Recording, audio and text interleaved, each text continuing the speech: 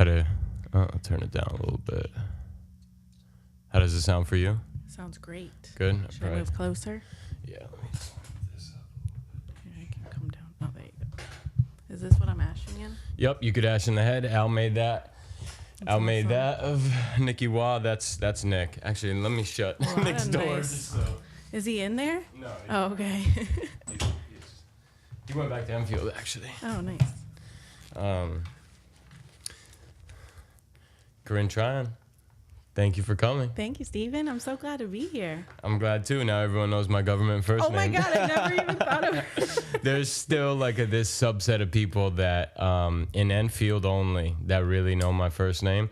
Otherwise, I have friends that go like 5 to 10 years deep that have no idea that my first name isn't I'm Samson. so sorry. I didn't even think twice about it. I mean, I don't care like that. I fucking hate Steve. And my stepfather, his name is Steven with a PH. So in the house, especially when ranting and bitching is going on, it's Steve. That's my stepdad, right? Like, I'm Steven. Like, I don't mind Steven, but when I'm out, so many people know me as Samson. I just introduce myself as Samson because people don't forget Samson. Right. People will fuck up and call Steven Steve. And you know what's funny is you've never told me that, but I've always referred to you as Steven. Yeah. I've never called you Steve. Oh, because we go back. Yeah, and I can't believe that I didn't know that, and I was just kind of calling you Steven without knowing you didn't like Steve. Well, yeah. Well, yeah, so thank you. I appreciate that.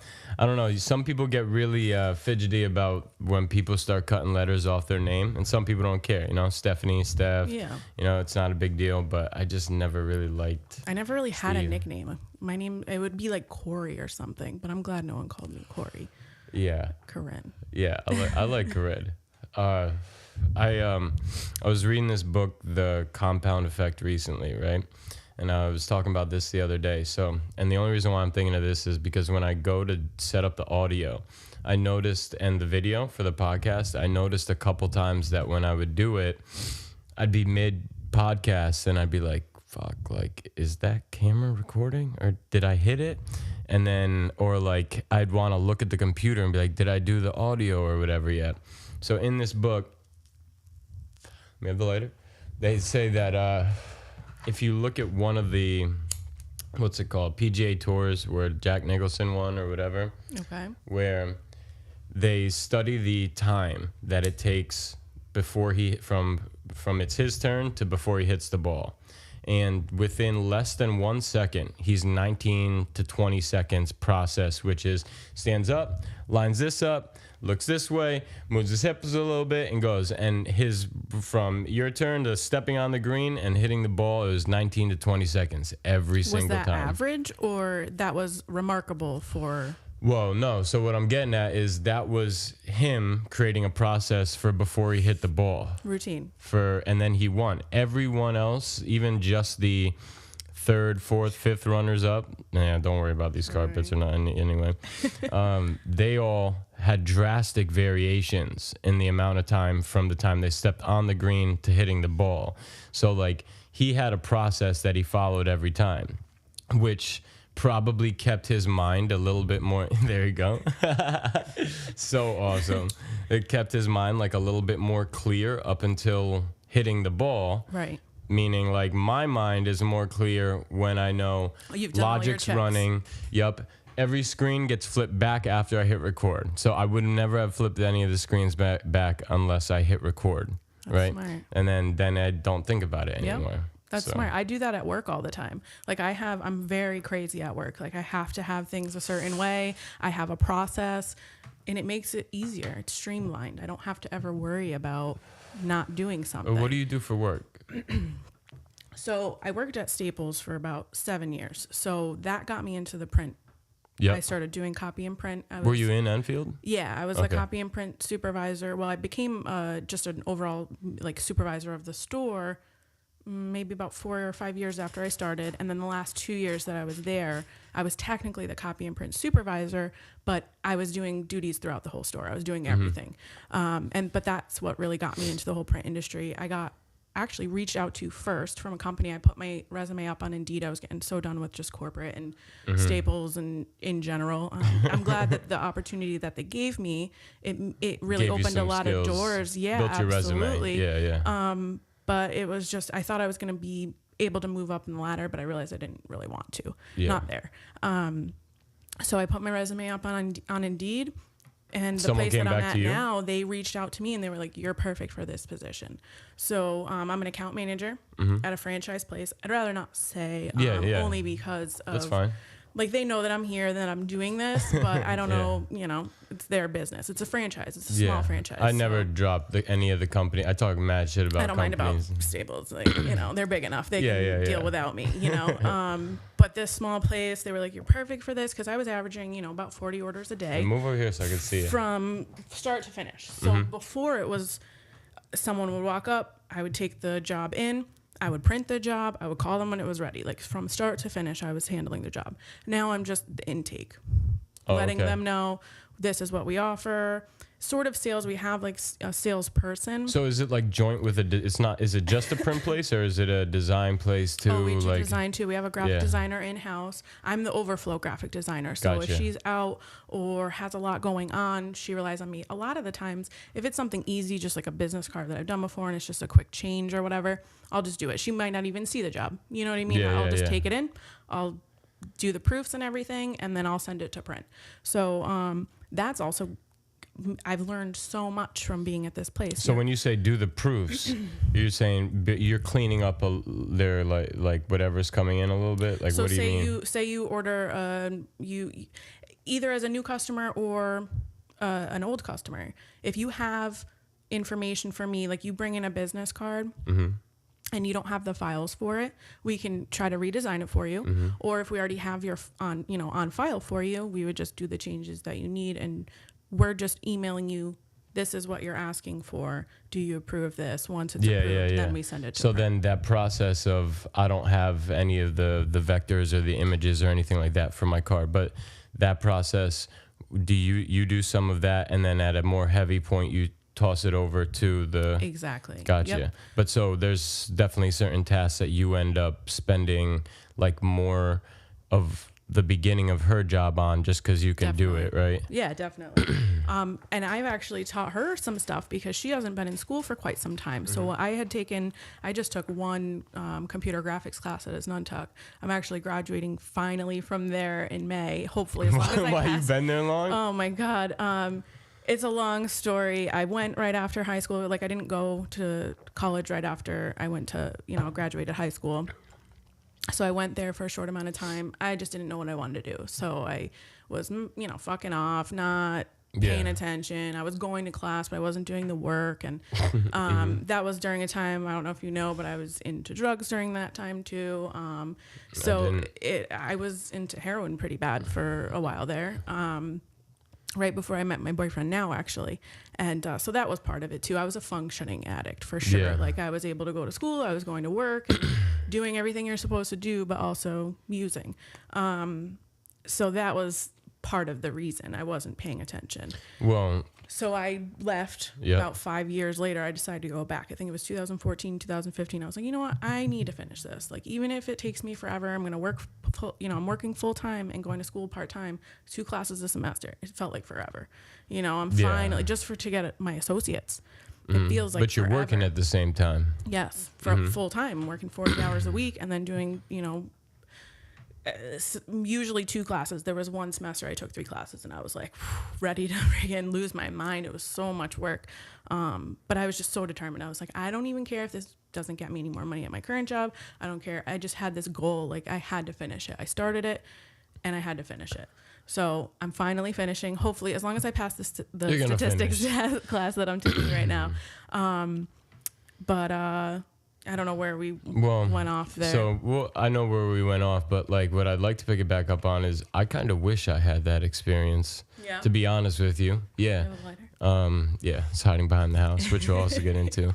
But I wish I did. I think Al had a healthier college experience because I think he's 24 right now, or either that or just turned 20. Yeah, just turned 25. And he's just wrapping up school this May, right? He'll be finishing up. But I don't, for everybody else, even if they did pay attention and get straight A's in the 4-year stint that they did, or whatever, you know, 4 to most people, it's 4, right? Yeah. So in 4 years, could you fucking imagine needing to learn any of the shit that you did from out of high school Absolutely. while managing that, then deciding on what you're going to do for the rest of your life while having all these pressures from everyone, mom, dad, society, let alone, like, I think there's a lot of functioning addicts that are in corporate right now. Oh, absolutely. 100%. Yeah, So definitely. that are clocking in and clocking out. So at least when you're not there, when school hasn't been accomplished yet, and that is your primary goal, then not many things will trump that primary goal. Or when you get off track, then that's the goal you're still going back after. It's Right. There's not really yet this job and that's it. That's the goal, is that job. And you And know then what? learning through jobs I feel like sucks, there's right? absolutely, and I feel like there's a lot of people who, you know, they're at the same point I'm at in life anyway.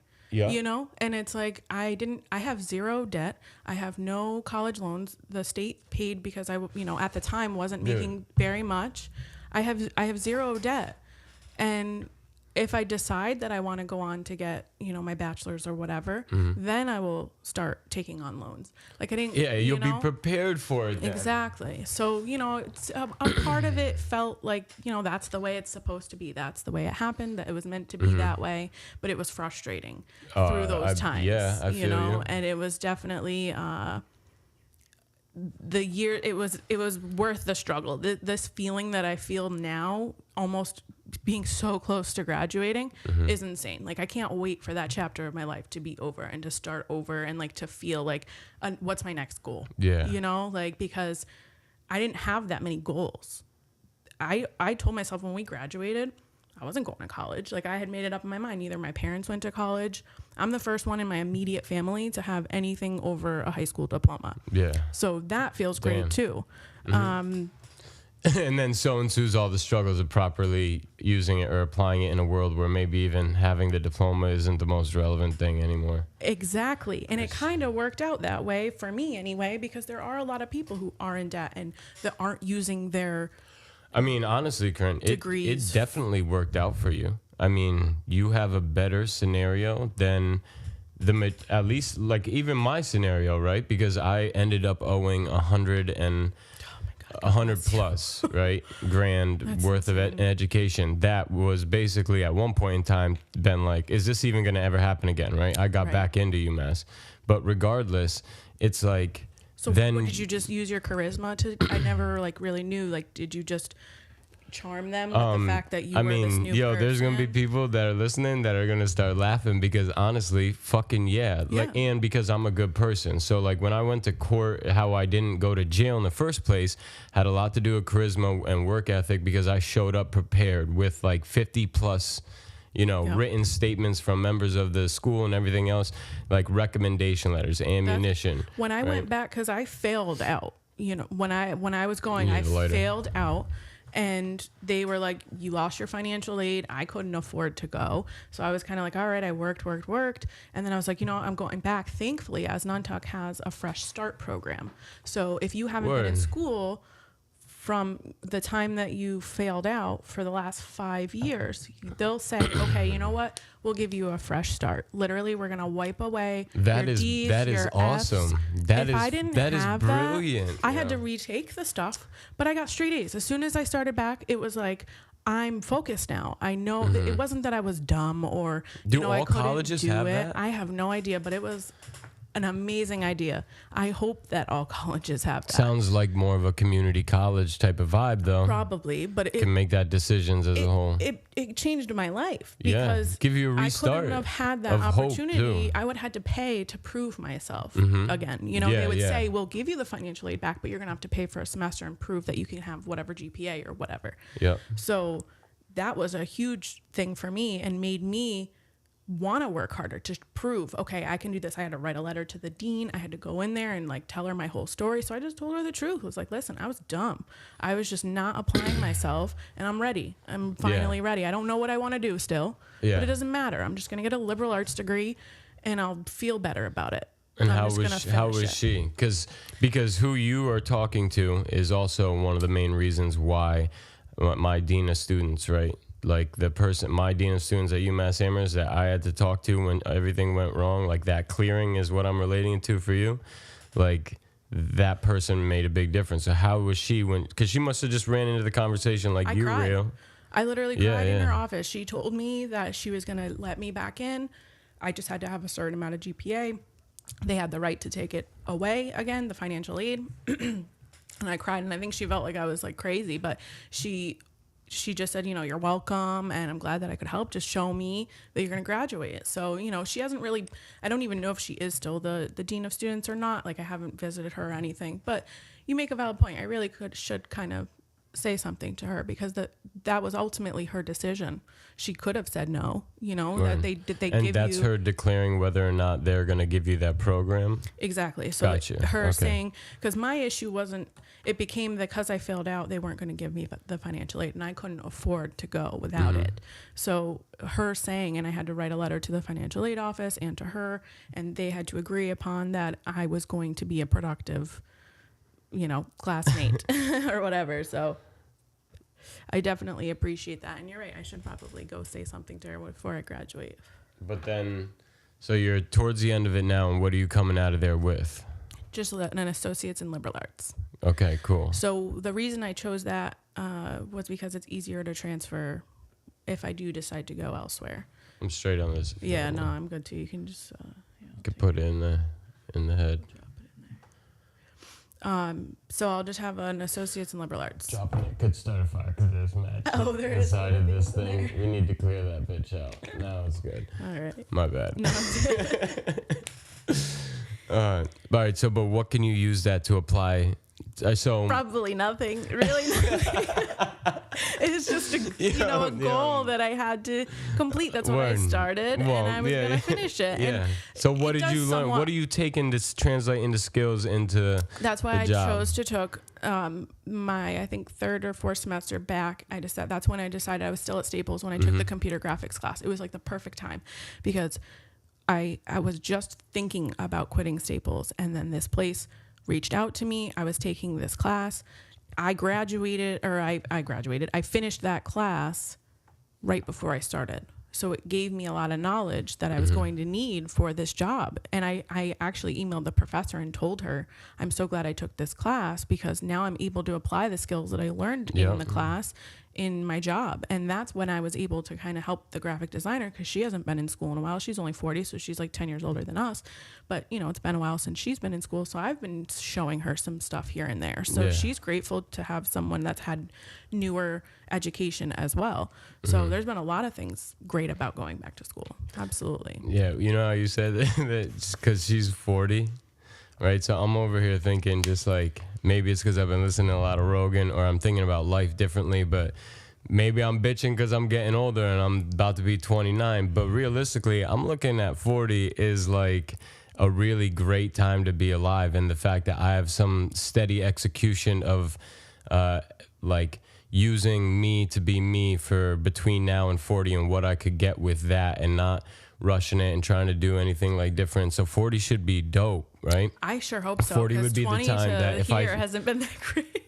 Yeah, but so they say if you do anything for 40 hours a week, it takes 5 years to be a master at that. And like that's broad too, because like you could still do martial arts, but maybe you're not going on one specific thing, or you could still be in the business, but maybe you only do a little bit of design, like something like that, But like I'm happy to know that I have like damn near 11 years, right? Absolutely. To get to just keep going. Keep doing what you want to do. Yeah, like thanks. The past is the past, but like thanks for the lessons. Absolutely. And those little nuggets of shit that's meant to be, I believe, are given to you after periods of work, right? So if you were to try to narrow in one's attention on a day-to-day, well, if that had to do with primary goal, like accomplishing school or something like that, then that means you need to show up and the universe shows up, right? You do more work and it's going to give more back to you. And this is why I got this apartment with Nick at the right time. It just slid in there.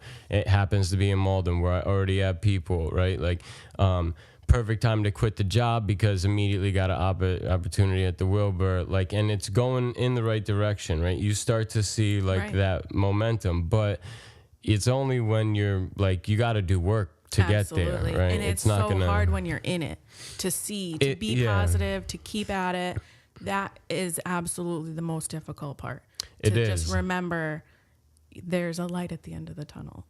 So I think you're an individual that gets that well enough that now you could start implementing, even whether it's anxiety or rushing or doing whatever you need to do, that, hey, I have 11 years until when I think like I could still be a fully functional, like dope human being. And within that time, you know, I'm also going to refine that conversation with myself so I could be calm right now. So when I have a bad day now or I read a horoscope or something like that I feel like this isn't the way I'm going to want it to be going, I can associate where that had an emotional role in the very depressed times, right? And you want to like stay away from that.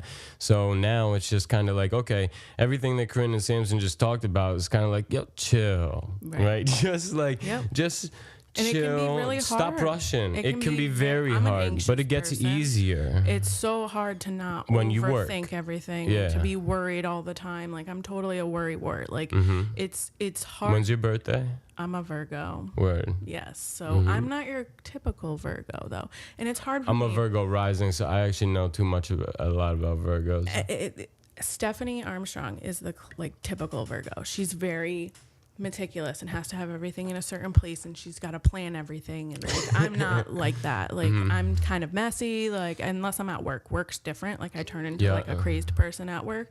But like, I'm totally more lax, and like, I don't have to plan as much in advance as her. Like, you know, but does your job mean something for you? Then it's got. Oh yeah, absolutely. I always found that like Virgos, like maybe not from the outside looking in, but there's gonna be one real big reward that comes from whatever work they decide to do on a day to day. And I totally tunnel vision too. Like once I'm like with this stuff. But do you like looking good doing your job too? Oh, absolutely. Yeah. It's funny because I don't get a lot of recognition at my job. So what I used to do at Staples, because I would get no recognition there, I would keep affirmations. No, but it's corporate America. Like, that's like, you know, my bosses were okay. Totally right. My bosses were okay. They weren't bad people, but like there's a lot is expected of you. And honestly, I feel like everyone should work a job like that at some point in their life, because it gave me a new appreciation. Like, people are crazy, and like, it's, you know, that's a whole nother thing. But I don't even remember what I was saying. I'm too stoned. I probably shouldn't have smoked so much. I'm pretty high as well.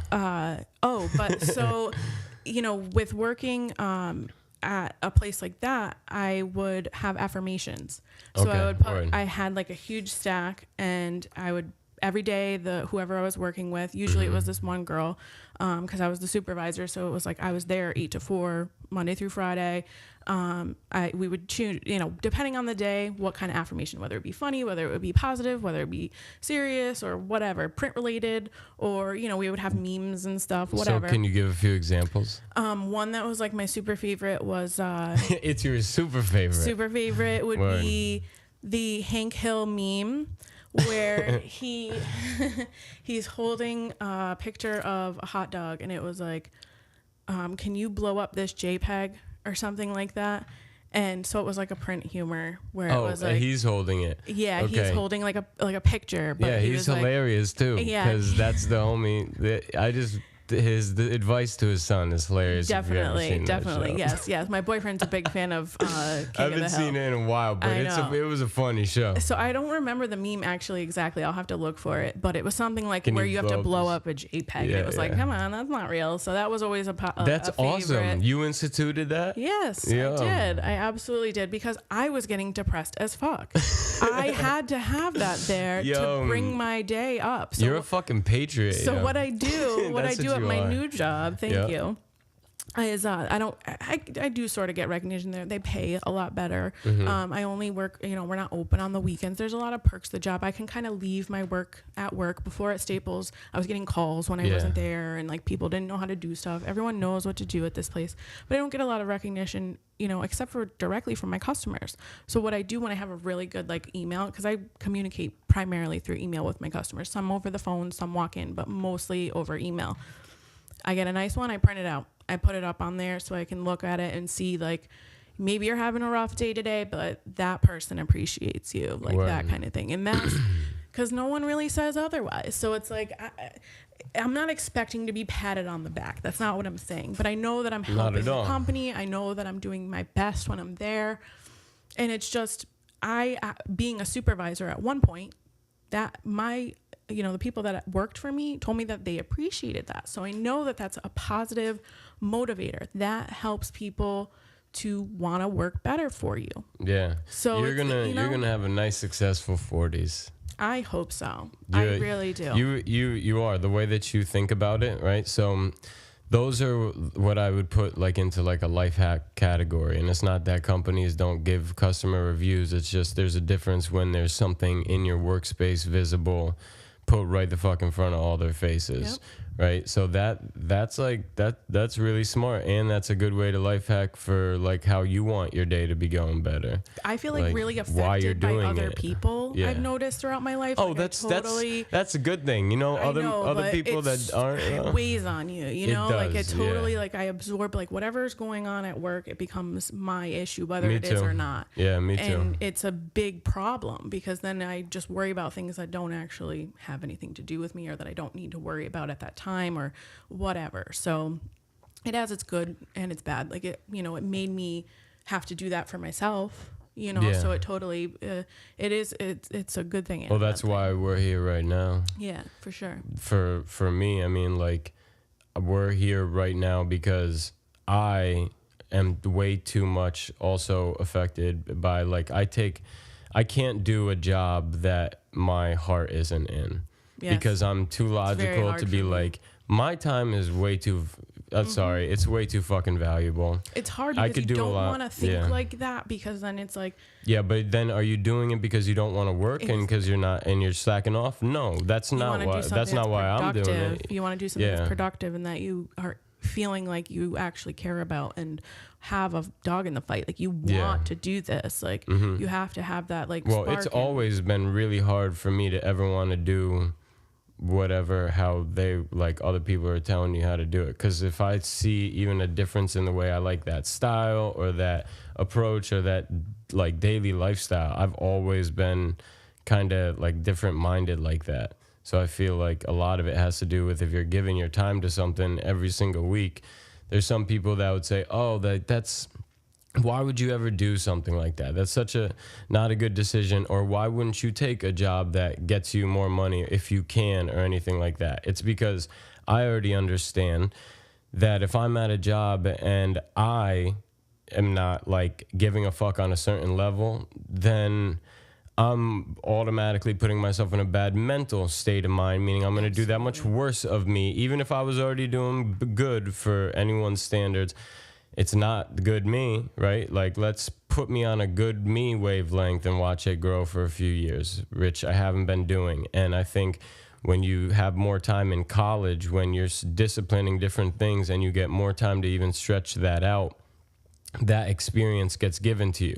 You keep getting these experiences, right? Are you using them? You are. I'm surely trying. And then what I love about you and the miniatures, right, is because it's like me and the podcast. What you're doing is you're doing a form of art that's an execution in being here now. For sure. Right? Because whenever you're doing anything like that, or any art or gardening or whatever, you must be paying attention to every little thing, even the way that you hold, like, and see, I keep trying to adjust it, but even the way that you hold your posture throughout that thing, right? That's like, you don't have room for anxiety. You don't that's an overpowering, like, steady emotion, that work, when you're doing that work.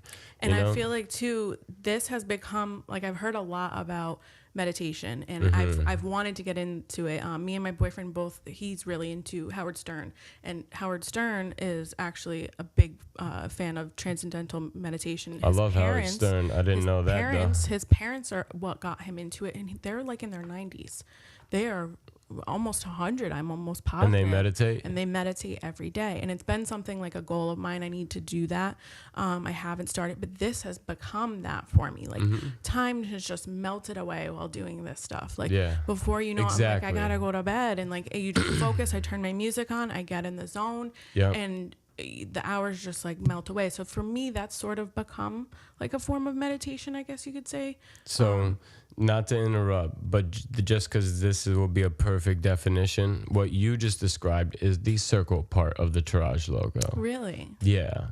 That is the being in the moment, here now, and creating something, right? If you were to sum up this circle, even though Garda put this one backwards on the double prints. Really? So the circle's on this shirt's supposed to be spinning the other way, but it's all okay, good. I made the mini the right way. All right, Either, cool. yeah, because if you took your finger, or if you had a brush stroke, and there's this whole practice of just doing the circle and like perfecting that, and all that is doing is giving you that feeling. It's putting you there right now, right? And while creating, right? It could start there. And then what I want to be bringing people on about the podcast, or at least want the people that are listening to see, is how this ends up affecting your life in a positive way. Absolutely. Right? Like, because especially whenever you now call it art, it's because it's creating meaning in the process of creating, right? So at least that's how I feel about it. So no, and I understand what you mean, because like, it's got to start somewhere. Yeah. So whether it's just starting with the circle, and then you're in and then you moment, recognize that it's a state of mind that can be life hacked into more often of your life with everything that you do, right? Like, whether it's how you shut on and shut off the cameras, or you are, like for me, and making sure that everything is recording, or you have a process to doing the dishes that are in your sink in the morning, and then you make your breakfast, and then like you do, like, right, there's a way to understand, if I'm just being here right now doing this, what's right in front of me, fuck it, pick a category, and you'll be able to do well in it, because all the other ones, regardless of what you're doing, the more chit chatter you got up there, you're not really moving and swerving and skilling and swagging in that frame of mind. Right. So I feel like you and I being here right now, this is that frame of mind. I feel like the fucking plant growing, right? The plant's always in that state of mind. Right. Like, consistently, you know? And you're definitely accomplishing that. So I need to have you like kind of break down the miniature game too, because absolutely. So let me just, and I'm gonna and right here, phone. So and this will be perfect. I'll cut the audio a little bit, and then I'll put in the shots of this. Perfect. Right from up ahead. Let me pull up. I gotta get in my email. I'm just gonna read the press release get for a little the bit show. Closer, like right there. When you see, because you could see it. Even I'm not doing it the right way. This sounds so much better. So first, well, I guess how I actually got into the miniatures was, it was a gift. My lovely boyfriend, just this past December, got me this kit from Robotime. And he just knew it was something that I would like. I like cutesy, like, I can kind of be a little shit around your house. Like, no, I actually don't. And mostly because he is like, we agreed when we moved in together that we would not put anything in our house that we didn't both agree on. And there's very little that we both agree on. You need a don't agree on room. That don't agree on room should be the 2-bedroom for the ones. So I know. Well, and I ideally would love like to have a studio just for all my stuff and like my art and stuff, because I have. And then you're living in that. I know, right? Which would probably not be. He'd not like that, and he'd never see me ever again. So he knew that it was like something up my alley. It was a craft of some sort. I literally have done everything you can imagine in the craft vein. Is that a Monet? A Monet that's in there? I don't know, actually. I have no idea. I don't know. I'm really bad with knowing my artists. Did it come printed? So everything you see that's like paper was printed already, and then I just cut it out. So that could possibly be. I think that's Monet. It might actually. Only it didn't because say I grew next up with to that it. artist, so like I know. He a bunch got of his me shit. the kit from China. So all the directions were in Chinese. So everything I had to do just by picture and YouTube. Thankfully, thank you for I don't YouTube. know what's going on. There was a lot of times where I was like, Yeah. I do not understand this picture at all. But thankfully, there's a couple people on YouTube who had put up tutorials, and YouTube's so a I just motherfucker. watched them how to do it. And it was an instant hit. I loved it from the second that I saw it. It's dope. I think it's dope. And then the sign, which is that was just it came into I'll my head zoom the in other on day that of too. when I knew I was coming. I had to make a little miniature of the Tourage symbol, the logo there. yeah. So after I got the kit, I put it together. I finished it shortly thereafter. So I had just gotten it December 25th. And then I finished it, I think, the beginning of February. Yeah. Right around there, I had started following pages on Instagram.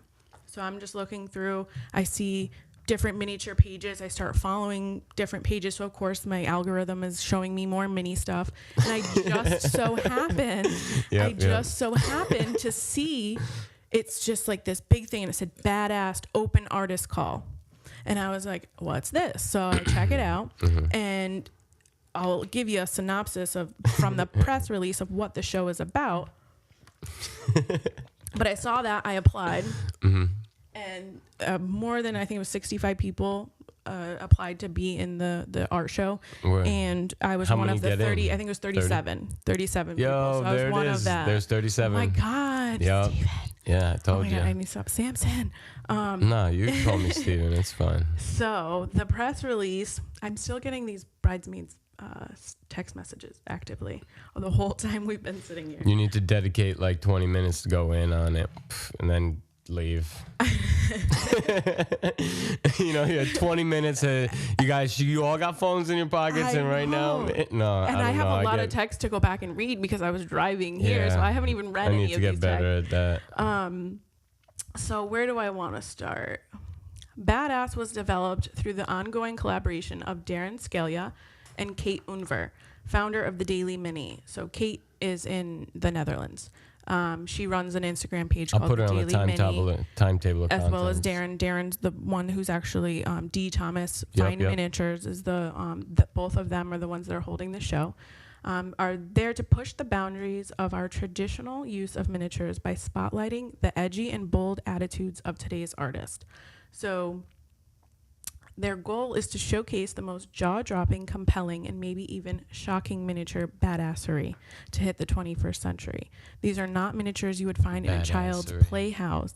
This is about the disobedient dollhouse, says Scalia. Yo, some people are gonna get dirty as shit, right? There's a lot Little of amazing miniatures fucking and shit. Oh my God, you have no idea. The stuff that Yeah. these people, and the quality is just amazing. Like that was the thing I was most nervous about was the quality, because this is my first piece.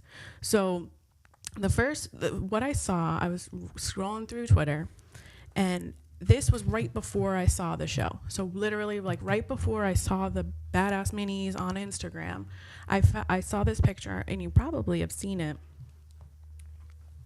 Yeah, I've definitely seen it. So I saw the I saw photo what of you the did. crash, and I immediately was like, that'd be a dope miniature. That would be the sickest mini. So I had already made up in my mind that I was going to make this miniature. I'll put it on there. And I didn't know how I was going to do it because I've never done one on my own. I've only done the kit. Everything you see here was provided for me. Yep. So I knew that it was going to be a big feat. I was going to have to make everything from scratch. So I see the badass thing, and I submit. What they had you do was, if you have interest, he's like, just send us an email by this date telling us you have interest. And then if you are actually would like to proceed, submit a formal submission. Which was, what did that entail? Literally just telling like what materials you plan to use, the process, gotcha. Okay. what the idea is, the title of the piece, what your whole piece is actually going to be, and explain it essentially. And this is for what date was it due? When did you see it? So it was like the beginning of February when I finished this one. I saw the picture. Excuse me. I can't remember what I can probably find out when it was supposed to be due for. When did you finish? But it was due by April 20th. So from, I think it was April, you know what it was? It was February 28th was when you had to send the submission in by. And then that following week was when they told you. So the beginning of March, I think it was, or somewhere around there. So I had like, a couple months to do this.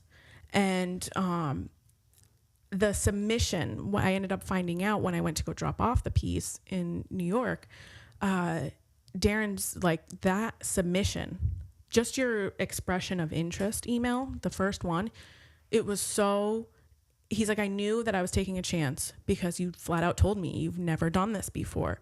But he said like the passion that he saw in what I was writing to him, he's like, I knew I had to give it a shot. And he's like, I told myself going into this, I knew that maybe I might not get a piece that I like, but no matter what, if I chose them, I was going to put them in the show. So when he saw the piece for the first time, he was just so happy that it was like a coherent piece, Like, let me see. So you have a picture of that too? I absolutely do. Because then you I'll put show them you side the by press side. Pictures. Yeah, you put them. I think you put them side by side, right? Yeah, I can pull up the one on Instagram. I wish you put them like. I know, I should have. Where's the? Here, this is the one on the end. So can you give me an idea of how long this one, even though it was prepackaged, how long it took you? It was over the course of a couple months, but it was only like maybe 50 hours. And so how often would you work on it? Like after work, I would come home. Mind you, I'm also going to school at that time too. So if it wasn't a class night, I was working on it. On the weekend, I was working on it. Any free time, I was working on it. And then once this one was completed, same kind of thing with the next one. The next one was way more intense though, because the whole structure of the building, every single piece that you would see inside of it, every single piece in this piece was done by hand. Everything is foam core. Like the actual base of it is just foam core, which I got from work, thankfully. The outside is stucco, just like you know, right from Home Depot. Most pieces are wood or paper. And it was an absolute learning experience. I bet. Every single thing. And I told Darren that too. I was like, you know what? Someone that I know has done this before. I was probably taking twice, maybe if not 3 times as long to do some of this stuff, because I would have to like, thankfully, my dad used to do like carpentry and stuff, so I always know measure twice, cut once. So thankfully I was measuring my stuff. I know. Thankfully I was measuring my stuff, and I also, I took mostly like male geared classes in high school. I was in auto. I did the I didn't even do auto. I did like the electronics, so I know how to wire stuff up. Like I never took home ec. Like I actually hate cooking. So like, I know a little bit more towards that kind of thing. It's got to come out somewhere. Right? Yeah, that's why we're doing a podcast right now. It's got to come out somewhere. You're just getting better at the circle. And this is really, I think, because when we first connected back up on Instagram, I was doing my podcast for school. So I was doing, I got an email one day. It was like, are you interested in Radio Club? And I was like, yeah, I am. So I just reached out to the kid that was in the email. I was like, hey, what's up with Radio Club? Like, I literally like out loud was just like, wow. Yeah. Like, so I just emailed him immediately and was just like, so what's up with this? And he was like, just come in and make your own podcast. And I was like, okay, like, sounds cool. So he kind of was like, what they decided to do was give everyone like a format. So it was like first 5 minutes, like your intro, the next 3 like segmented out 10-minute pieces. I was doing my shows in like a half an hour because I wasn't sure what I wanted to do. But like this is like essentially what I would love to be able to do is like have just conversation with people. Because what I was doing for a little while was like picking a topic and then talking about that topic and not really wavering from the topic. And it can get a little crusty. So like I'd like more to do something like this, and I'd like to get back into it before I graduate, which is only a couple more weeks. So it kind of sucks because I've really spent most of my Saturdays doing statistics, which has been awful. And then this. So I haven't been able to focus on doing the show or anything, which I felt bad for the radio. Are you good at math? Awful at math. Awful at math. Like I'm totally a right brain, like creative. Yeah, you're an auto, right? So, like knowing that wiring perspective, that needing like actually putting things together is like a different intelligence. I'm totally I have to do it person. Like I'm a tangible Me too. learner. Like I can't just read. Like reading helps. I love reading, but I can't just like always read something and feel like I grasp it. I want to be able to do it and get the muscle memory and like physically do it and memorize it that way. Yeah, and not in front of, like on your own accord, you know? Yeah, that too, especially. Yeah. And I think that was like a big thing with school too, was like, it was always hard for me to take direction from other people. Like I really hated being told what to do. And that's why me too. In high school was like crazy. Like I was just doing whatever, and afterwards I was doing whatever, and that can be a bad thing. It's not like, I was disciplined, thankfully, and I thank my mom now for being so disciplined. Yeah. Because if I wasn't, some of my friends were like doing crazy shit, and like if she wasn't so disciplined, and you don't think you're ever going to thank your parents for that, but it really made, I don't know where I'd be if it wasn't the case, Yeah, same for my mother. Like, and a little bit at a time lesson, right? Like to that, you can't buy and replace one old thing. Like do a little bit at a time. For sure. And the little bit at a time, what she would do around the house was like the circle was like what you're doing miniatures, what I'm doing podcasts, and she would make it right on her accord and do it the right way. But she's proof, right? And I was sitting there not doing any of the work while like the little place that we moved into, she just made into a home. Like that spot looks so good, paint on everything, right? So that she'd be a great interior decorator. I'm trying to, or designer or whatever, I'm trying to get her to start an Instagram thing for that. Because her tables around holidays, she takes pride in, and they're fucking fabulous. So what do you mean, like where she displays the food and stuff, or like just she it's does like Easter? There's like a certain type of tulip flower around like vases and stupid little things on the table.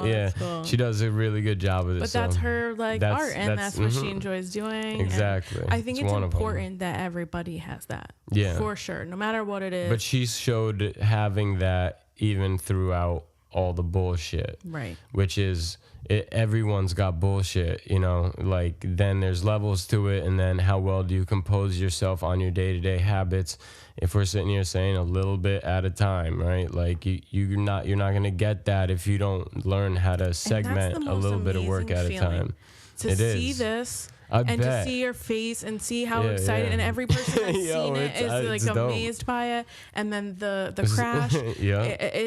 It's been a great experience. I couldn't believe when I dropped. I was so nervous to go drop the piece off. That's such a good point though, because sorry to interrupt, but because I feel like most people, when you go to even like an art exhibit, probably aren't gonna release their joy for like a painting the same way that they you're gonna be louder even when you see, right? You're like, yo, like it just institutes something like that, for regardless of whether or not it's like something that you do. And then you see a bunch of them, that'd be dope. And now hide stories into it, like songs that have meanings, or paintings that have meanings. Now I used to digitally draw a lot, and my boyfriend would always be like, you got to throw a dick in there. So sometimes I throw dicks and stuff.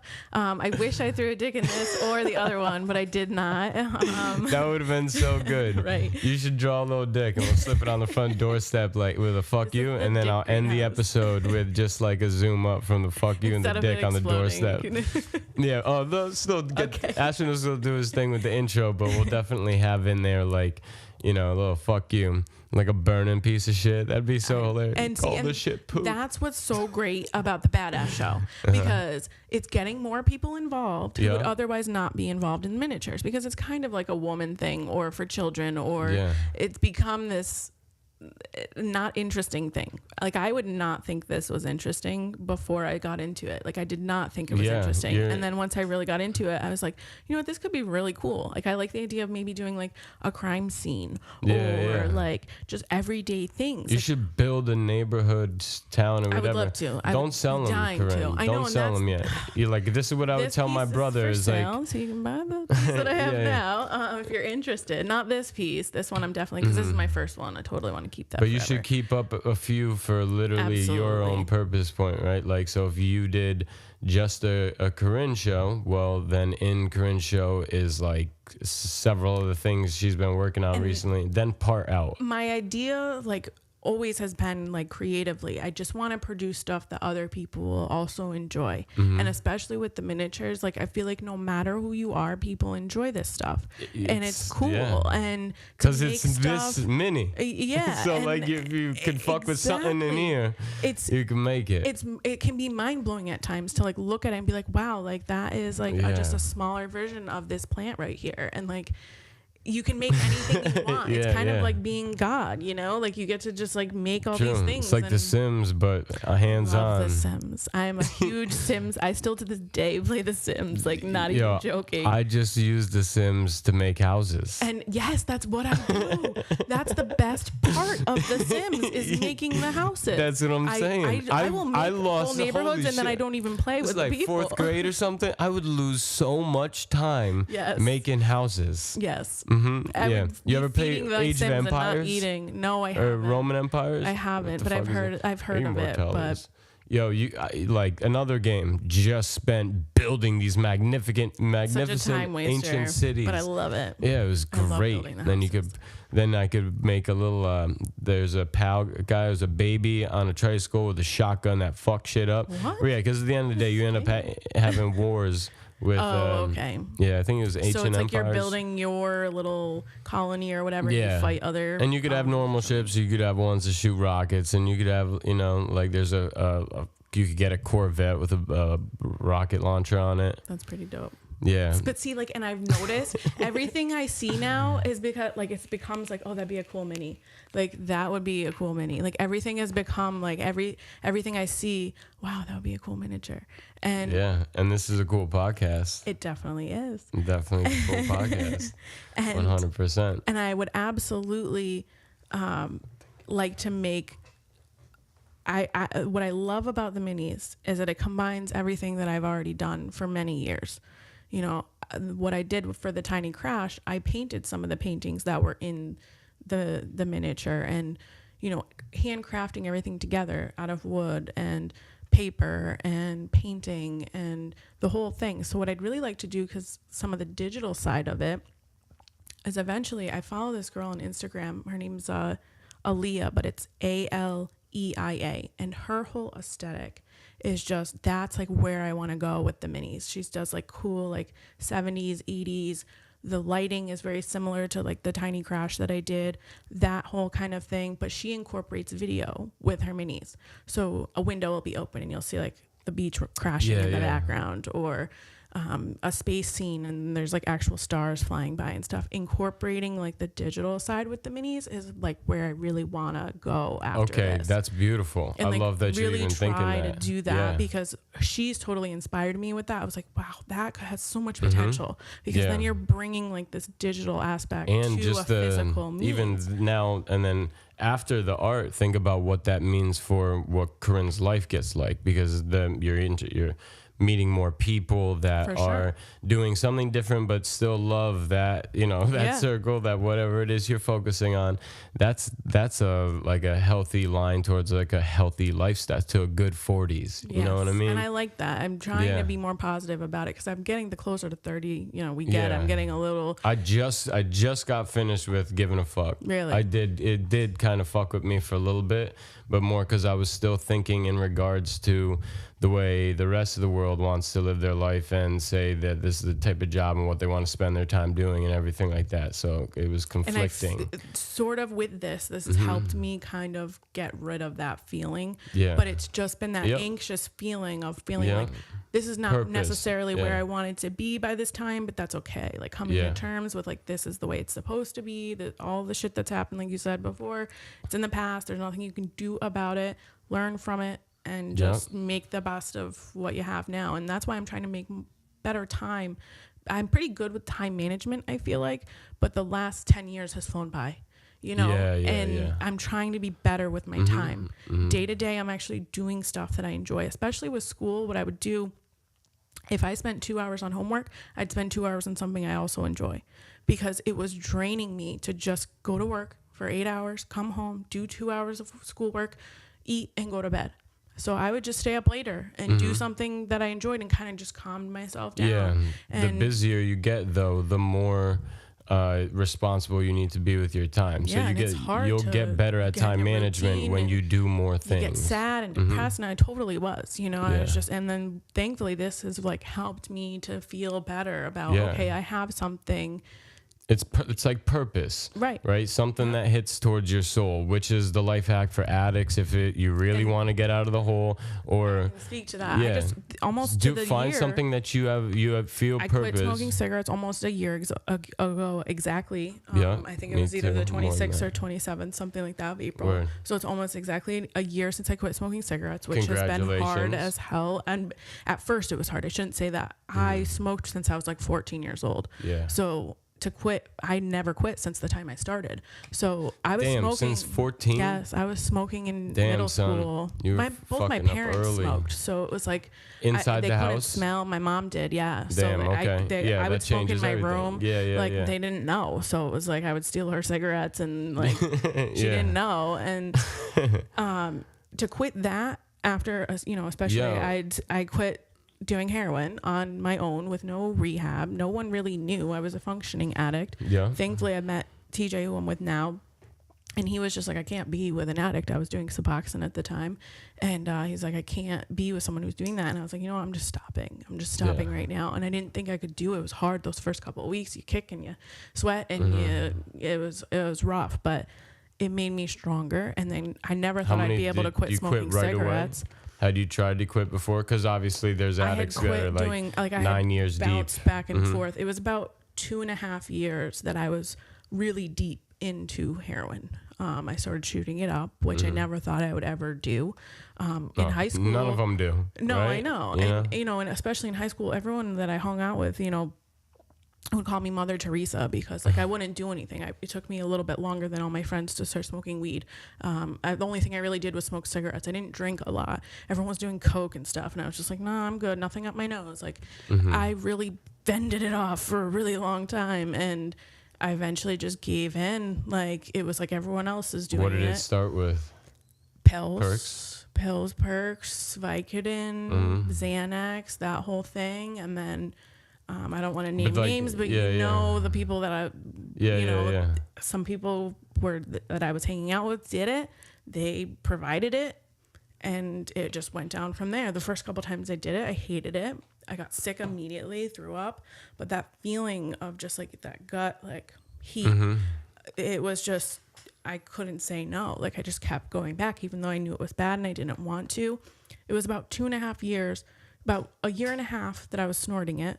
And then quickly thereafter, I was probably shooting up for about 6 months. And then it became one night, my breathing got so labored and so low. And I remembered I just opened my eyes and I was like, no, I can't do this anymore. Like I pretty sure I got pretty close to like passing out or something. And it freaked me out. I was too low. Like that was the whole thing, was just low, like getting numb, like don't think about anything. Nothing bad had ever happened to me in my life. Double up on the habit until getting low has a ceiling, which is fucking death. Yes, and I saw it. That's getting why I was low, like, getting high, no more. Let's stop here. And it was same kind of thing. Like I just was like, no more. After TJ said that to me, it was like, all right, I had already kind of stopped myself. I was just doing this Suboxone, and then he was like, I can't deal with like, we both smoke weed and like whatever, but it's like a hard drug use. So I just quit that. Yeah, real and that hard. was, thankfully, I got really lucky. I was one of the lucky ones. I didn't go to rehab. None of my family knew. My mom, I obviously told her after everything was all said and done, and she's like, I knew something was going on, but she didn't know what to do. She didn't know, at that time, there wasn't as much information about drug use and the signs and all that stuff. She's like, I knew something was off, but I thought you were just drinking and smoking, and it seemed really innocent. I mean, that's the easiest one to go uncovered. Yeah. Because like my mom, she's precious, but she don't know if someone's high, she knows someone's high on weed, but when it comes to like pills, especially she if don't you have don't a fucking damn see idea. them very often Yeah. too. It can be easily passed by, and like I said, I Easily. was functioning. Exactly. It wasn't like Yep. I was a bum. I was going to school. I was still working. Yeah. So it was hard to see. But to be able like to say that I stopped that without any kind of help or anything like that, and then to do the same thing again with cigarettes, like definitely feels good. Yeah, you're putting the you goals know? down the hatch. Yeah, and I have not been a goals person for very long. It's only been since I went back to school that I finally was like, I need to have a purpose. Yeah. I have nothing going for me right now. I need to do something about it. That's the only thing you can do. Well, because when you're not getting high, so like even smoking weed, except this is a good example of a productive way to use marijuana, I've right? never felt like weed was a gateway drug. It never had anything to do with my other addictions. Yeah. You know what I mean? I This could is my last understand why vice. people would say that, but like... It didn't. Yeah, it's. I was mean, this other comes down to people more than anything. exactly. It was peer influence. pressure It in was person. absolutely, yeah. What's going on? And I in said your no own for head. a long time. Yeah. You know, and Plus, and the important part to know is that like it's on 1, 2, 3. By 3 to now you moving into 4 or 5. This don't matter if it is just a perk here and there or whatever. If you hit that in a certain amount of time frame too short, your body's on a different wavelength with that shit now, right? I hate like people. The addiction is so. Like I'm functioning right now with several individuals that I love more than fucking love itself, right? Grew up with motherfuckers, and not a lot of people can even say at 30 that they still run around with anybody. those right? are like still. But I see. Like anything, it's really making me learn a lot about like the individual. And hey, guess what? You got to go swim and learn how to swim. There are just kids that jump in, and there are kids that slowly put their foot in little by little. They get up to their waist and it's cool, and then they get in, right? That's just a difference in being. It's a difference in the way that people are making decisions, and that is going to be played out and with different struggles when you become an addict. It's also going to show individuals that function on a realm of like maybe they are an addict, but it's something like with Adderall every day at work, and their doctor says okay, but it's really just as bad as doing any type of fucking speed, right? You're doing that on your daily now, or like you doing perks and you going to work and no one, dude, I've been in situations where people nod out in front of me in the workplace, in like in a you know what I'm saying? It'll working in retail. I worked with a lot of people, and it gives you more money to just be able to pick up 30s, right? Then they really start. They throw down everything, but that struggle, right? Like, here's how you solve it. Yep. This is what I'm saying. Thankfully, there's 2 things that my parents like always like instilled in me that I think even through when I was doing things I knew I shouldn't be doing, that really stuck with me. And my dad would always say, if you can learn from yourself, you're smart. But if you can learn from someone else, you're a genius. And that always really stuck with me because it was like, look at what's going on around you and see from other people's experiences what is the best thing to do for yourself. And that can be hard sometimes. Sometimes, like, I know I'm a person, unfortunately, as it shows in my life, I need to learn from doing. Like, things had to happen to me to motivate me. So it can be that kind of sort, but it like showed me, all right, I need to really look at what other people are doing now and kind of focus myself a little bit more. And then my mom always used to say, you can't control, you can only control your actions. You can only control exactly that same vein. You can't control whether it's their how you think actions. about it. You can only control your reaction. And that's been a big motivator for me too, especially with work. That's why I'm doing those things. It's like, you know what? I might not be getting the recognition, but that's okay. I know I'm doing the right thing, and I'm going to pat myself on the back. Like, it's like there's things that have led me to here that I'm grateful for, that they've been really awful. But I'm just glad, like, I'm so over it. Like, I'm ready to move forward, and I'm thankful that this has opened some doors for me. The fact that I have a piece in an art show in shout it out. Yonkers. Where's it going to be? When? It's going to be next weekend. So today is April 28th. And so the show is May 5th and 6th for their open studios. But the actual show will be available to be seen until July 22nd. Okay. So and that's in Yonkers? That's in Yonkers at their the Yoho Studios. And so from the 5th and 6th, what's really exciting for me and what I'm most excited about, I kind of got a sneak peek at all the other pieces when I went to go drop mine off. So the open studio is literally this huge old carpet mill. Everybody opens up their doors, whether you're a painter or a sculptor, or you do music or whatever's going on. Everybody opens up their doors over this weekend, and so we'll be able to walk around and see everyone else's art as well. Dope. So the actual show, though, is just in their studio at D. Thomas's studio at the Yoho Studios. Gotcha.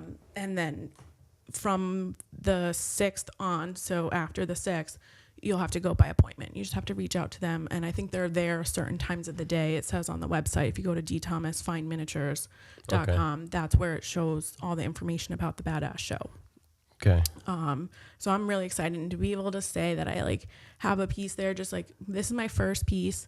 It just feels, I couldn't ask for, and I really just think it was the passion. Like I knew what I wanted to do. Fire with it. I knew what I wanted to do. I don't know why it just like happened, and I don't know where it will lead me. I don't know if I'm gonna have a great idea to do a next piece or not, but I have some ideas and I want to try to do it. I'm gonna take my time. Yeah. Because this piece, there's so many things I wish I could have done differently on it.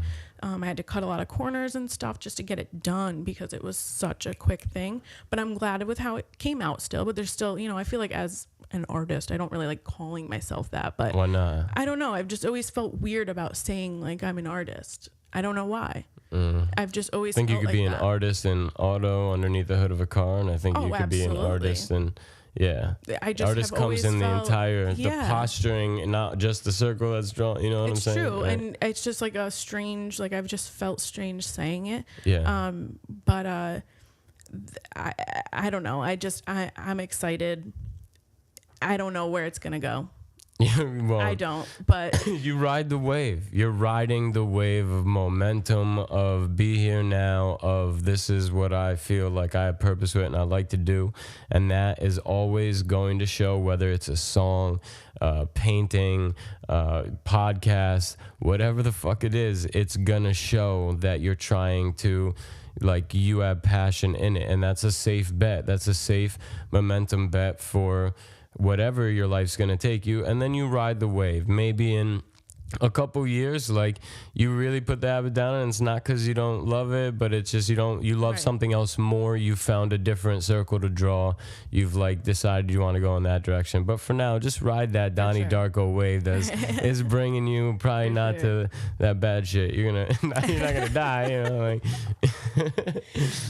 some interesting things happened in that movie, so I'll just take that as like anything could happen, right? No, 100%. Yeah. Anything could happen. It could, Good, like, bad, and different. Yeah, so I think if I'm you okay really with it. did look at, have you ever seen Dreamcatcher? No. The movie? All right, so we'll stick with Donnie Darko. The circles that are coming out, which is also what I wanted this to be, through like the heart chakra, more or less, right? So the circles that are coming out, they come out through like the stomach, like, or the diaphragm area, right? And it's almost like that's what leads the individual, right? So even I've thought about this when you're like standing up straight and you're walking and you're going the right way. Well, your diaphragm, right, is what would usually be like carrying you and most of your momentum when you're aligned. So anyways, there's a lot of physics in that movie, and they show them going through. But think about your day now, because what you can't argue with that concept is that, well, I don't know where it's gonna go, but at some point in time I'm not gonna be here anymore. And when you can look at life like that, this is how passing the bullshit of other people becomes easy. It's how, like, interacting with other people, like, I'm not going to be here forever, right? So soon I'll be over there. And if you're only thinking about it like that, well, me and you are enjoying each other's time right now. But if, say, like, you were someone yelling and screaming at me and I just didn't want to be here, well, like, ultimately I'm not, So, you just move. And then wherever that's going to end up taking you, ride that wave with it. And it'll produce beautiful things. I hope so, definitely. Absolutely beautiful things. And so, in the same token of, like, how you learned a lot creating the piece that's going to be in the show, and does it have like a name, like Tiny Crash? Tiny Crash. Yep. And is there, what did you put purpose behind? Is it based, what's the photo it's based on? So that is actually a crash that happened in California. I'm actually awful. And Darren asked me the same thing. He's like, did you like look into like what happened to the people? And I was like, you know what? I really didn't. I hope they're all okay. But he did say that he saw that they are. But to me, it was just jaw dropping. The fact that it happened is just amazing, and I really didn't think about if the people were okay, but it was just the imagery was just so I was drawn to it. I knew that it would be a really cool. Well, I'm liking your art that much more because that means that like your movie is based on it's something true entirely, event, like it's a true event. It's totally an inspiration. Like if you look at the pieces side by side, there's a lot of differences. You know, it's totally just the fact that happened. Yeah. And exactly. It was just an amazing thing to happen. It's beautiful. So the people are okay though. This is what I learned. That's a good thing. Well, and shit happens. It's not like you can't create something where someone died. Right. Look at all the movies and stuff. That's so true. yeah, I'm like really respecting and liking the vibe of. I'm excited. I don't know what weekend. So this next coming weekend, the 5th and 6th. So I came up here this weekend. I'm going back down. It's thankfully from me, it's about the same drive as Take a bunch of good pictures. It's about like, I don't know, maybe 2 hours from where I live. So it's about like the ride it took me here. And I plan to take so many pictures. There's going to be the pieces that were there when I dropped off my piece weren't even the half of it. There were so many more that like weren't there yet. So I'm excited to see all those. I'm excited to see all the other art. I might take my nice DSLR with me, but I hate bringing it out to places like that. So I might try to bring it. I'm not sure, but my phone does all right. But I'll definitely take a lot more pictures. Just take it. Yep. And the DSLR gets great video, better than these cameras do, right? Yep. So then do some shots of like outside the macro stuff. What I and, like, even when I said like on the same token, and I totally went with you and lost my train of thought there, but like coming back around and even with this, so the way that like some of the art that I've been doing lately, that I've been thinking about how I could like kind of rework it and make a difference, right? So it would be dope to provide the ability to like, if you got the shots, I could make like a video about Corinne, right? And there's certain excerpts, no matter what, from a podcast that would always be probably most true and best excerpts to use, and something that's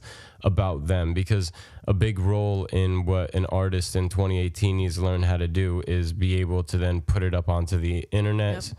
And that's just the first step, which even I'm getting like better at, but like then getting it out there. And in those steps involves more quality pieces, right? Like how you decide you're going to make your leaves, right? You're going to need to move up and anything else, right? So in like the organizational game, right? Like get me some shots and then even put it together, because definitely this is something you want to do. Like if you're going to dedicate a bunch of Instagram, like, you know how much more even you could make miniatures popular just by having a good Instagram that has and that's why I really like that the girl I was telling you about before has inspired me so much. Like that's just like really, I'm trying to make it's funny because she shows the lifestyle that goes with it too, you know. And absolutely. And most of her stuff is like, it's very consistent. It's all the minis.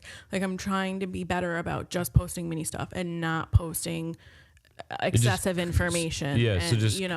But it's hard because I was Twitch streaming for a little while, just gaming, either playing The Sims or I was doing creative stuff. So they have like a cool IRL and creative section now, so you don't have to just game. They do a lot of podcasts, so I was thinking about doing a podcast on Twitch or something like that. So I have 2 Instagrams. One is for like the Twitch and one was for that. And for a little while, the other one was that one was public, and I had my private one.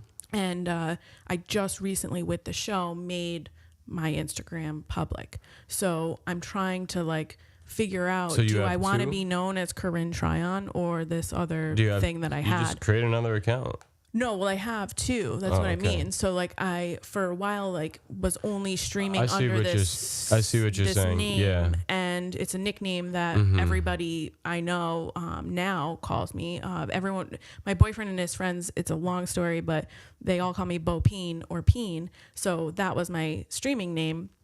So that was public and like fine. I wasn't sure if I wanted, because you can get kind of trolls and like weird people on there. So I didn't know if I really wanted my real name out in the world. But now I'm like, you know what? Yeah, I really it. just don't care anymore. It's like it's to the Steven point at the where, beginning. I know, just, you know, like, it's whatever.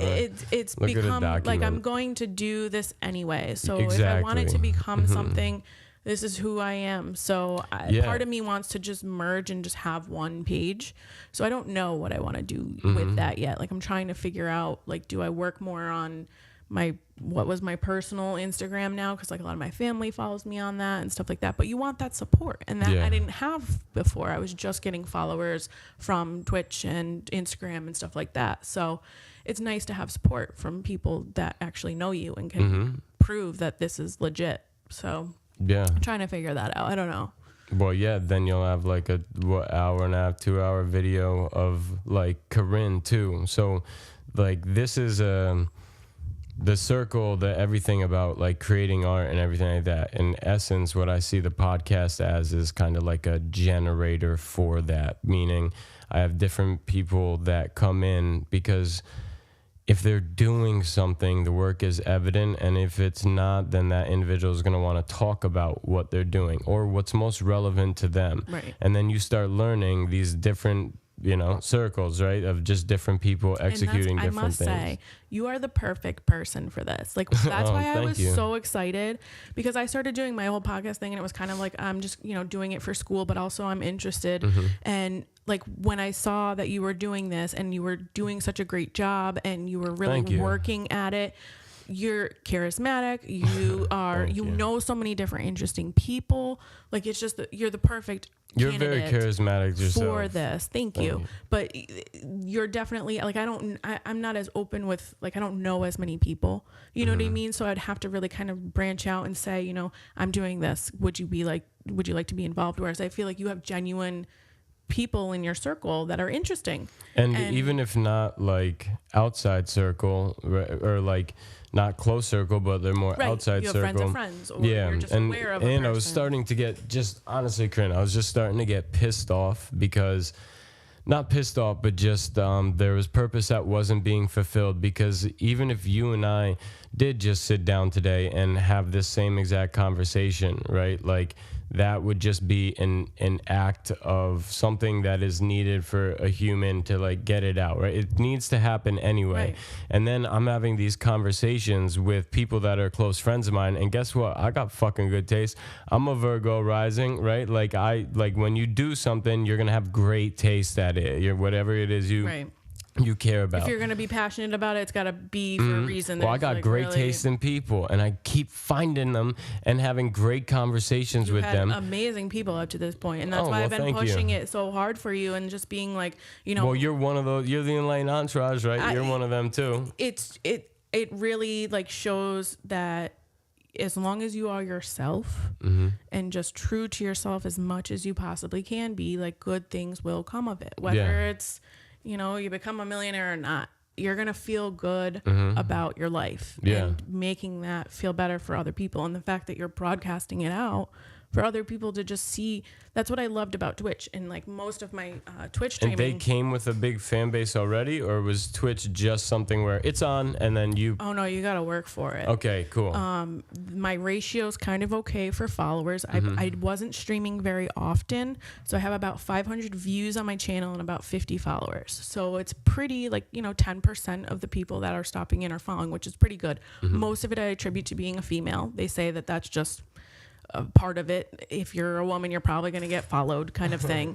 That is such like a fucked up little funny little thing with the Me Too movement and everything, right? Like hey, like it, but social media and smart decision making also kind of says, for women, you're going to get followed. And but I would give that up for not being sexually harassed, though. True. So I just think because overall, like, then you have the entire like male dominant population that is in that game and watching Twitch or whatever. The funny thing though is because people assume that I'm a woman, that I'm on the internet, that I want to like show my body. So then it becomes the struggle They of like, do? oh, Yeah. absolutely. Well, you're maintaining like an open. So when people start getting in on that, it's just immediately like, you're in the wrong spot, buddy. Yeah, like, yeah. this is to show my art. This is to show me playing The Sims. Like, I don't know why you want to watch me play The Sims, but you're more than welcome to. Like, so what I would say on my We just talked about people watching people play video games. But what I said on in my bio on my page is like, this is what I would be doing whether someone was watching or not. So it comes down to, this is just another slice of life. Yeah. If you'd like to watch, And it's real life. here you go. Yeah, If and you it's real don't, that's life. fine. Move on. Exactly. You know? So that's But why I it enjoy is this. real life. Yeah. Yes. This and what you're talking Exactly. about, and this It's is real life. This is 100% Whether organic. you were watching or not, Yeah. this is happening. So that's why what I really loved, because that's what my motto was. And then to see you doing that and having these conversations with people that are interesting and otherwise might not get the opportunity to see or hear about. That's what's great about the Joe Rogan podcast and all these other podcasts. And look at that as like a unfortunately, it's getting a little muddied because so many people are putting stuff out there. But the good quality content is what comes to the surface. And I think this is absolutely, up there with that. Absolutely. Agree. And I think this is I keep having these moments, just like when I'd be having these conversations before I started the podcast, but I have these moments in the podcast where like I do my best to make sure that I stay on that circle with wherever you're at, but then there's sometimes that you get a thought, maybe who knocked on the door, who did it, right? And sometimes I get these thoughts that are like, this is a fucking great conversation. Yeah. You know? And to be able to show other people that is like the best and thing. to show them doing art and to just, and it'll be okay. And there's so many different kinds of art, and you can make art. Like, that's what's so great about combining, especially me. I consider myself like a multimedia person. Me too. I'm a jack of all trades, a master of none for sure. I have my hand in everything. And I just want to know as much information as I can. But then there's a few that you pick that you want to be about. And excel and really and push then that. it's just like, hey, well, put a timer for 10 years. And within 10 years, if I'm doing it 20 hours a week, then I'm going to be a master. Right. Yep. Right. And like, here's the other soothing thing about having gone through shit already in your 20s and then going now and having this mindset. Feel more at ease, so a lot of people don't, but where you're at now and your mind state on the day-to-day and how you perceive reality is one in which has a lot of people still aren't there yet. So let's take out all the jobs, all the what she does or whatever, just like how you're doing in your own head, like on a day-to-day. That's something that a lot of people don't have yet, and I think is happening younger and younger. But now when that happens, that's a recipe for drug addiction, because I mean, it's becoming more enlightened and aware and understanding that the way that it's supposed to be it's becoming an adult, right? The way that it's, I feel I'm convinced there are no adults. Nobody's walking around like, I don't feel any different. I've learned and I've acquired. Well, it's just a word sound. And it really is. The older I get, and especially the people that I meet that are adults, and you're just like, how are you alive? Like, for me, how have you made it to here? Adult has armor on it, right? So it's not just an age or whatever. It's like, okay, so if you put armor on everyone that you called an adult, that armor is the maintaining of responsibilities, the paying bills on time, the dropping whoever off at the time you need to, picking them up when you need to, consistent schedule, eating, do you have a gut, right? There's a lot of things that builds into that armor that then, goes, okay, now master the inside of your head. And what people are getting younger and younger, and where you're at now, which is a beautiful thing to be looking at your 40s like, let's fucking go, is that mind state. But that mind state doesn't do well with the outside world. It's a recipe for addiction for younger kids that are like, whether you're hormonal or you're not, because there's probably a good chance you are depending on your age, and then getting into early 20s, like the way the world is telling you to be and the way that you are just getting it is like telling you to be, is two different things. And that everybody's experience is different, and that's the most important thing. You have to look at what other people are doing and learn from it or whatever, but just understand, like, your experience is going to be different. We're all gonna wind up in the same place, make it enjoyable. And then they get to be right here, you know what I mean? So like, they're hearing this is what this is what I want to be happening. They should be looking in, anybody should be looking in and thinking about whatever hobby, right? Is a hobby, it's just a passion. And if you're really passionate about it, what that does for your soul, your mental, your physical health, whatever, like what that does for your day-to-day, your sleep, your energy, For sure. you're paying more attention to even like your own health. Like you need to first get like a steady, consistent up here before that's ever not going to be tainted while you try to execute, you know? Absolutely. This is a successful bet. So I'm very excited, and I could think of some dope thing, even like with claymation shit. Where the hell is it? In the Berkshires, Animagic. Animagic? Me, Stephanie Shallon, and Stephanie's mom all went to this place, Animagic. Eugene Maremont, I think is his name.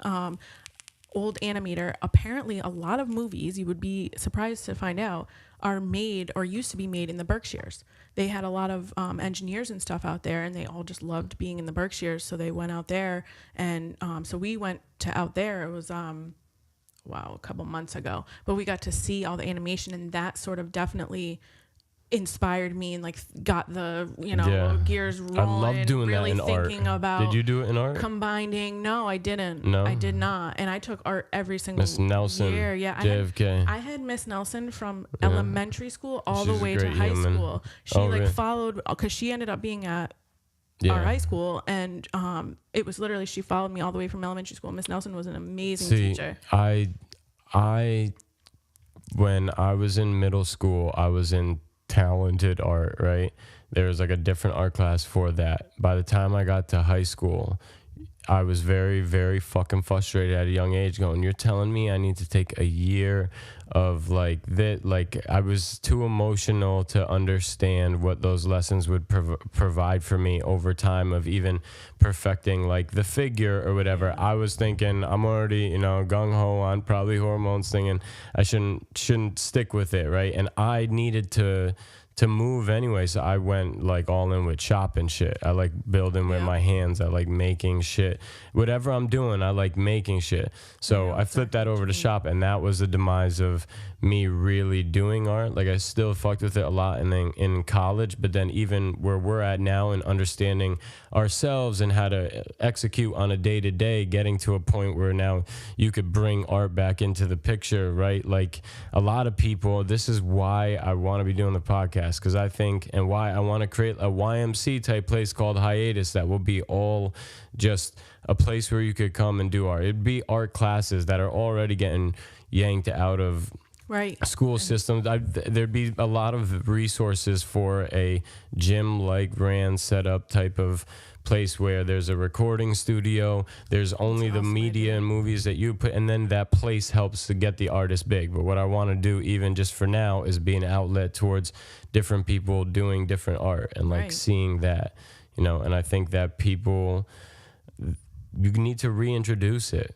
Yeah, like, definitely. Everything said, and I did too. Yeah. I lost my way for a little bit when I was doing drugs and all that stuff. I wasn't focusing my mind on something that I actually cared about. I've always been in art and done different kinds of art, and I kind of just gave up on it and was lost and didn't have my way kind of thing. And to be able to show other people, like, even if that does happen, it probably will happen, but most people fight against it. It's too much. I haven't done it, right? There's a quote from the Warrior of the Light, this book I read every day, right? And one of them has to do with I'll tell you the short version, which is, you could be like a knight on a horse, or you could be like a regular guy that grew up farming and you riding horses, right? So we're talking about riding a horse here. Well, for any person that has ever rode a horse, the moment you say something fucked up happens and you fall off and you get fucked up or whatever, the longer you stay away from getting back up on that horse, the more impossible it will feel that you can ever do it. Absolutely. Right? So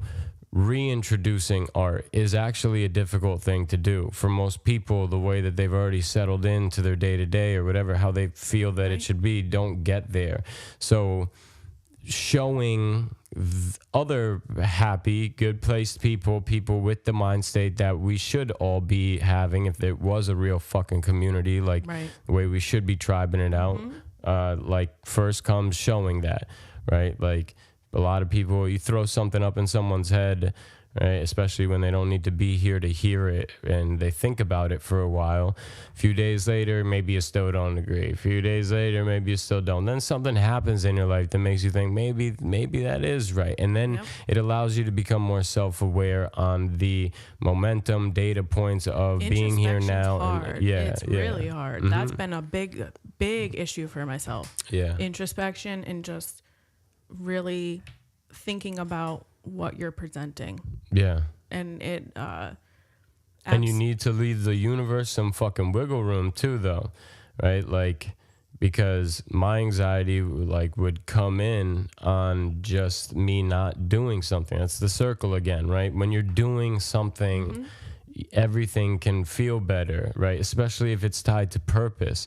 But even doing your dishes, it's like a form of you doing certain work, making your bed, simple shit. Yeah, you're building momentum on little wins throughout the day that are for you. That's why many, even fucking Scrap that was just on, him and I were talking about successful people. They have these rituals. In this book, it has these bookends where it talks about your morning and your evening, and like simple, small, implementable things where that you could always have the hold on your day, and then running around with that, but being in one's own head, right? Like, and that I definitely need to work on. This has been like what's kind of grounded me lately and made me realize some of that stuff. And because I was super depressed and I didn't feel like I had a purpose, and I was like really like starting to feel like, you know, getting closer to 30, like I'm just about to graduate with only a liberal arts degree, an associate's, you know, it just, a lot of things felt like very heavy on me. And then like you said, maybe I finally did stop giving a fuck. Like I finally was just like, you know what, this is where I am. I've got to,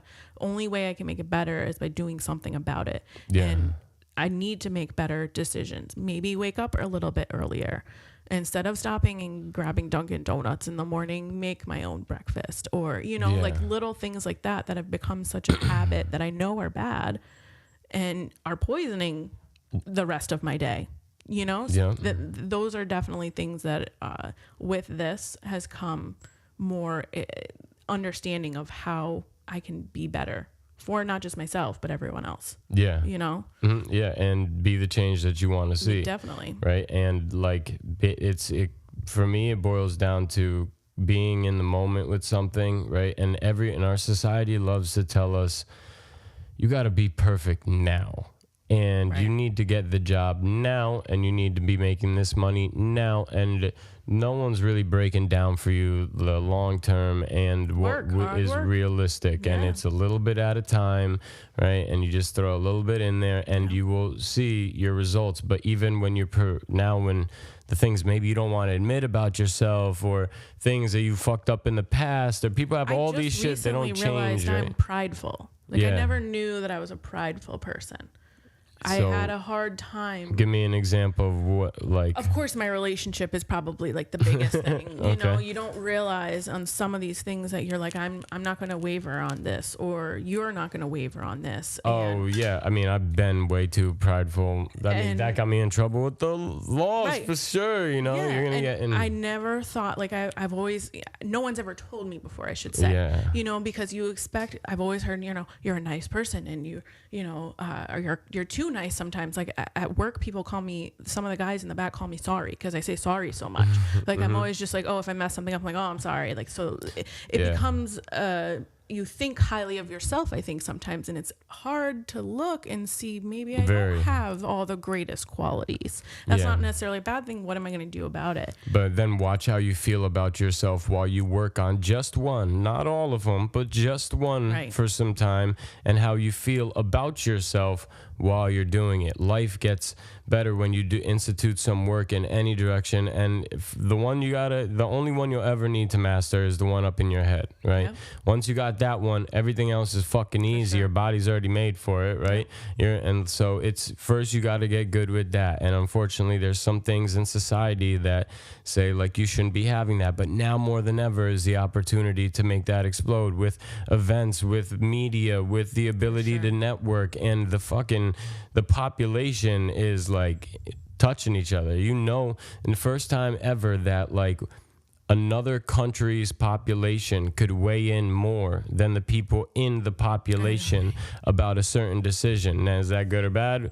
Who knows? But like, it's at that point now where we're going to get to this global consciousness, and it's going to happen only as a result of the internet. So, and I don't think I feel like a lot of people are pushing back on that right now, and I don't understand why. Like, why would we not want to be on the same level? Well, because they're pushing back on the you need to be perfect now thing, right? And like, there is a way to achieve global consciousness with borders and security. The only way it will ever get, like, at least happen purely, is if it happened a little bit at a time while borders are still in place and while, you know, there's still different governments, and then governments start merging together and then whatever. But so, like, I mean, we won't be alive for that, No, but that's not. towards the golden age, right? That's when things should be more enlightened. Like, I don't think there's anything wrong with that. It's important. We're all trying to, that's why we're here. Yep. We're here to continue our species That's what, this is the Enlightened Entourage. If that's what it takes. And now it's showing people that are in the Enlightened Entourage that are there with it in their own life in this world. It's showing everyone else. It's like highlighting those members, right?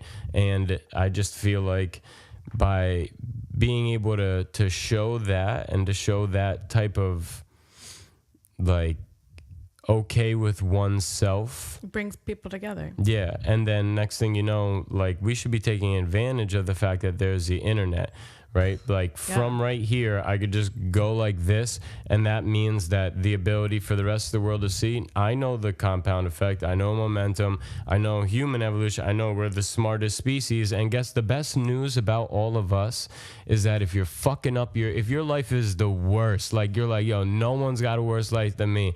Maybe you've been murdering, you've been prostituting, you've been fucking a drug addict, you could have the worst life, but the best news about being a part of the human species is, like, you can change all that tomorrow, because you have the control over this realm, which is your intelligence and consciousness in your head, and then everything else changes, right? But that can happen, and you could start implementing a little bit at a time tomorrow, right? So I only started the podcast because I got out of corporate and was like, there's no way I'm telling the rest of the world about something that I'm not like live in. And that was probably the biggest struggle at corporate for a while, in both jobs that I had there, which was this whole, like, you know, this understanding that's not the way you need to live, not showing your social media, not doing certain things on, listen, I'm a good person, right?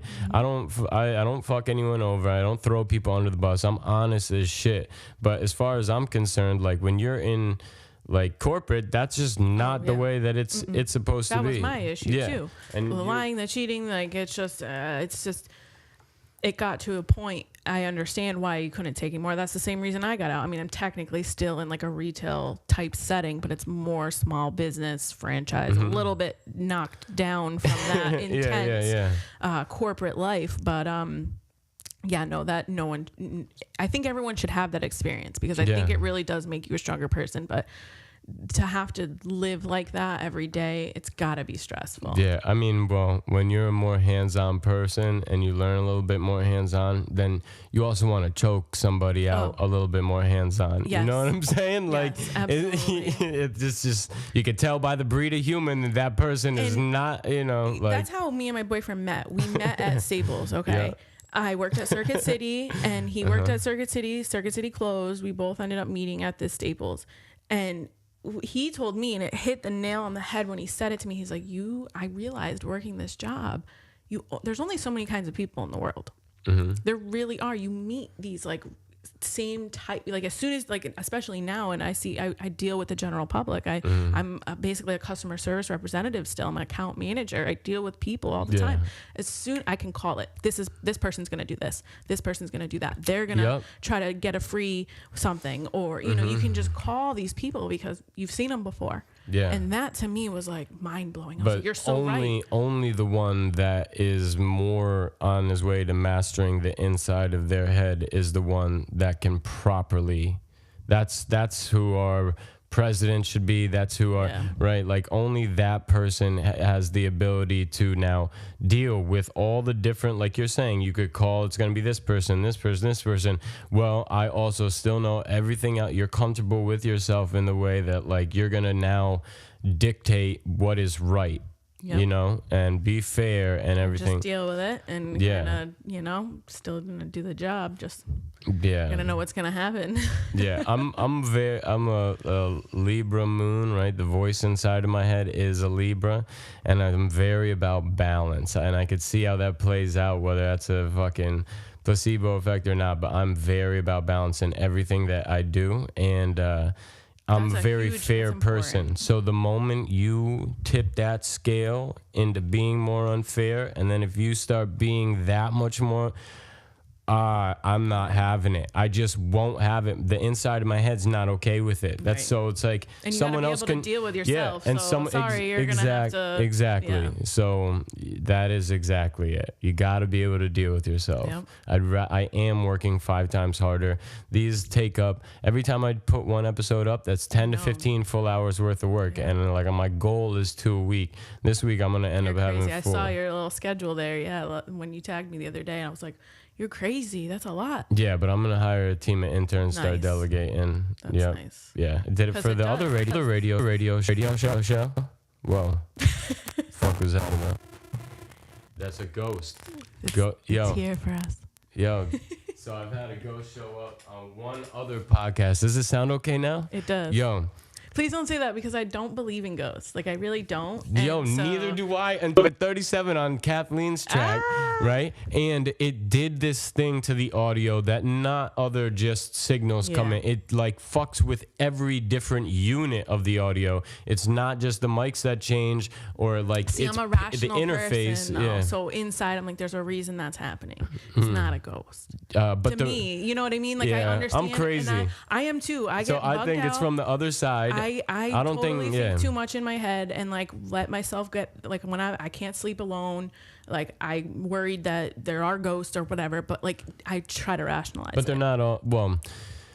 Ghosts could also listen. Have you ever done DMT? No, but I've tripped plenty of times. Okay, well, would you? Acid and mushrooms. All right, so there's like the. I don't know if I have could. you seen Stranger Things? I couldn't do the stuff. I watched the first season of Stranger Things. So you know, well, she gets into that other realm, right? Like we already know there's millions of dimensions. We already know this. If we look at outer space, we're just not thinking out. Sure. But I can get behind that. I can appreciate. I would believe more that there are aliens or other beings that are like we're like an ant farm or something. I could believe that more. Like I have a hard time believing in God. I was raised a Catholic. I was confirmed. I did the whole thing.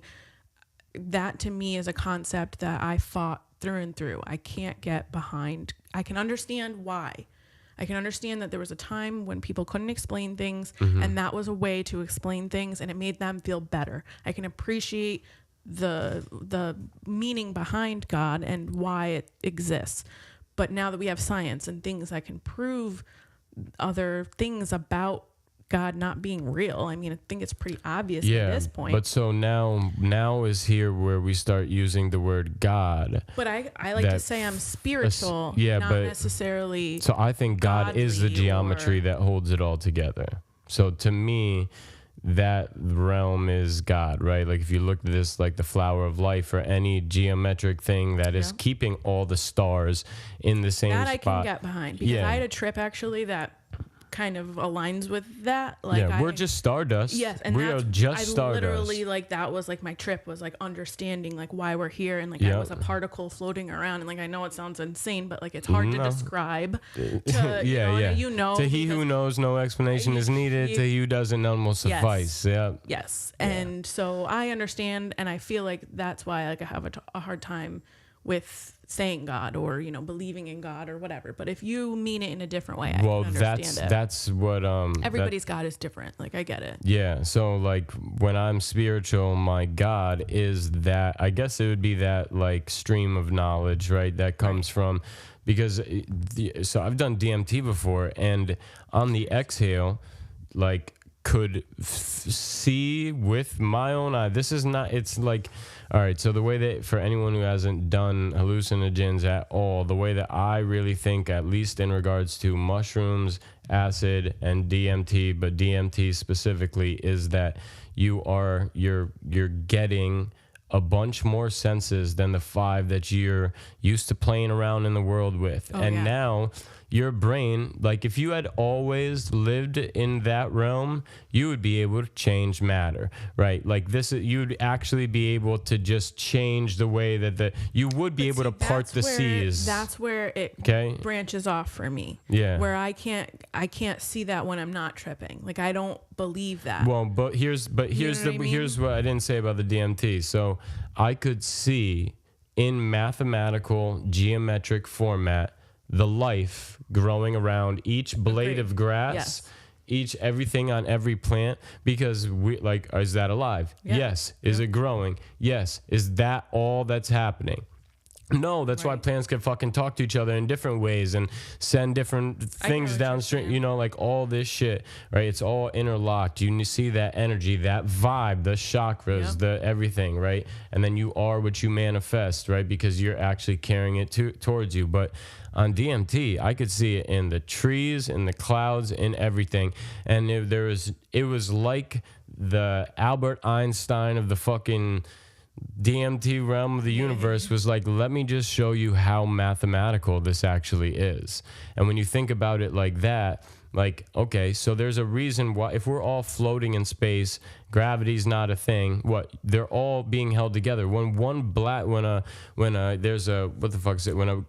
hole goes in, and when two stars or one star will implode, more than often I believe it's just one thing getting really big or bringing other universes towards it. And it combines, right? That is the Big Bang, right? So that's why space travel could only get so linear, because you're going in a different realm of relativity at that point in time. So it doesn't matter if it's this time here, it's 26 years later after you start traveling, because it's all being pulled. Right? To me, that pull is God, because I think that any bodhisattva, any Buddha that ever roamed the planet had a intense alignment with that. That's why they'd be able to do something like, I'm not saying turning water to wine is a thing, but you hear there's documented stories of people being able to push other people back, like these highly enlightened beings.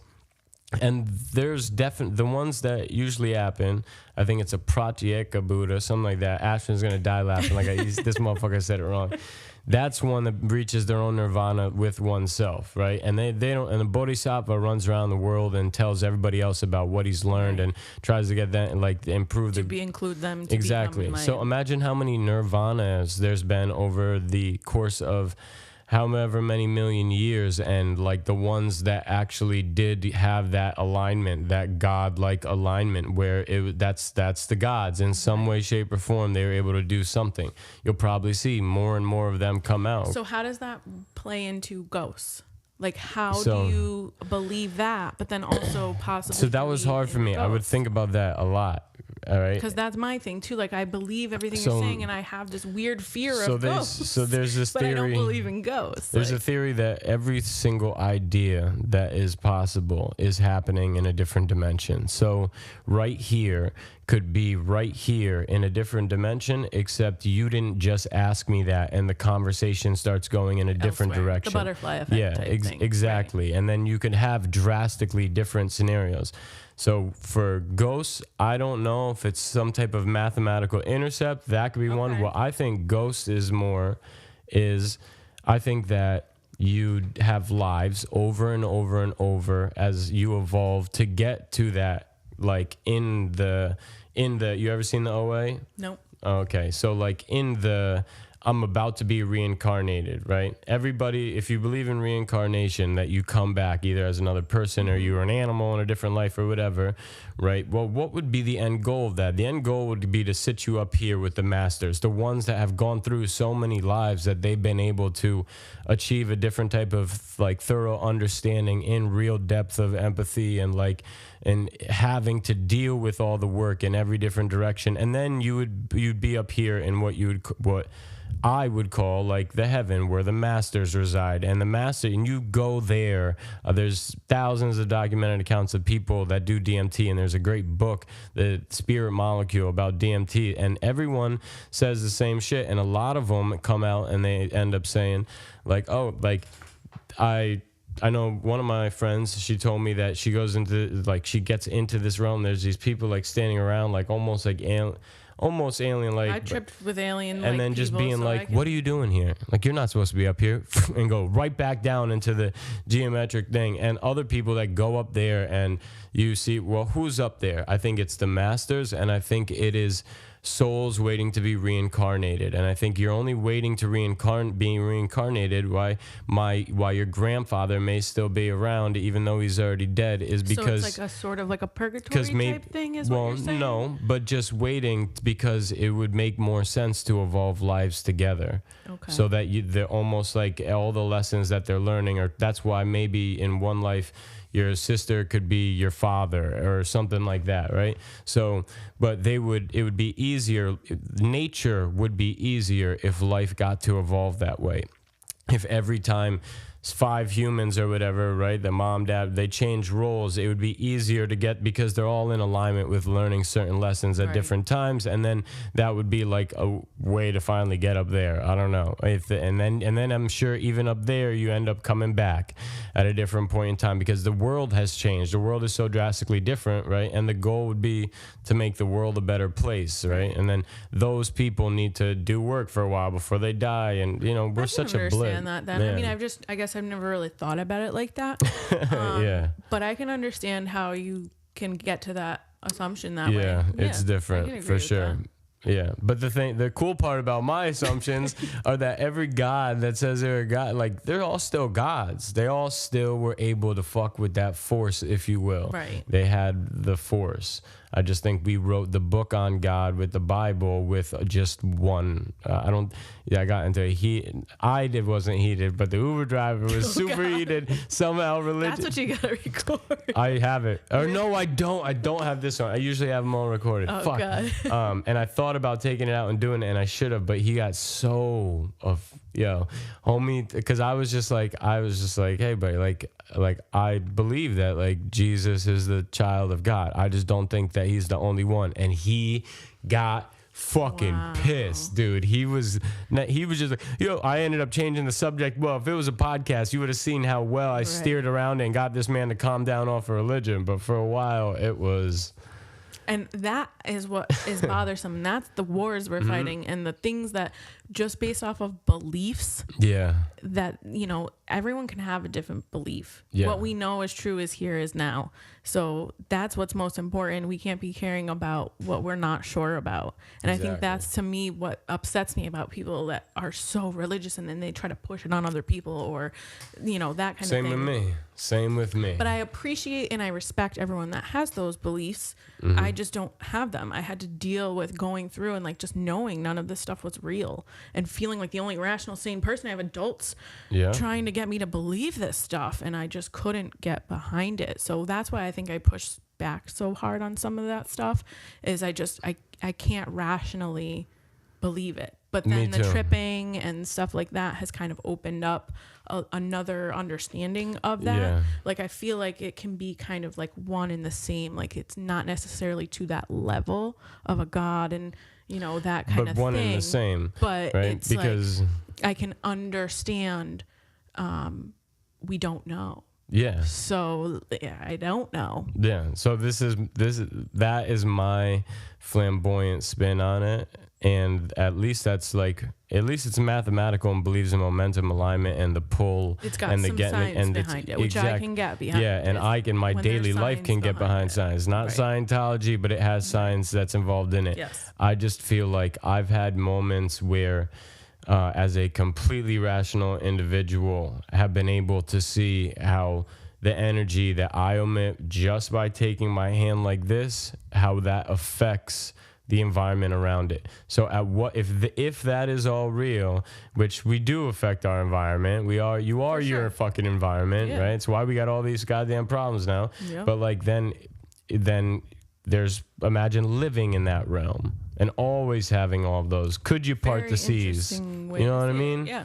Yeah, like you probably could, because it would be water. You'd have every sense that would be the universe, which would be God. That is what I mean by, I think that they all, different sons of God, or Right. that's what I believe in for God, is that little, it's like if you just went into the head, it's a universe that goes into another Right. universe and to another universe. And there is so much of the brain that we're not using. So Yeah. it's like, who knows what's in there? Maybe there is something that is opened up with, and we know that there is. Maybe it's something that allows different things to pass right. through.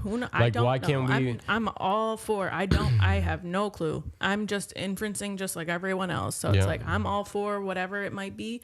I just can't say with conviction one way or the other. Yeah. That's the problem for me. That's why I like my theory, because it doesn't need to be said with Right. conviction. Yeah, that's It's very because true. it's still left open. It's left open to geometry. Right, and the right? individual even. Yeah. Yeah. Exactly. Which has the geometry spiraling off of them.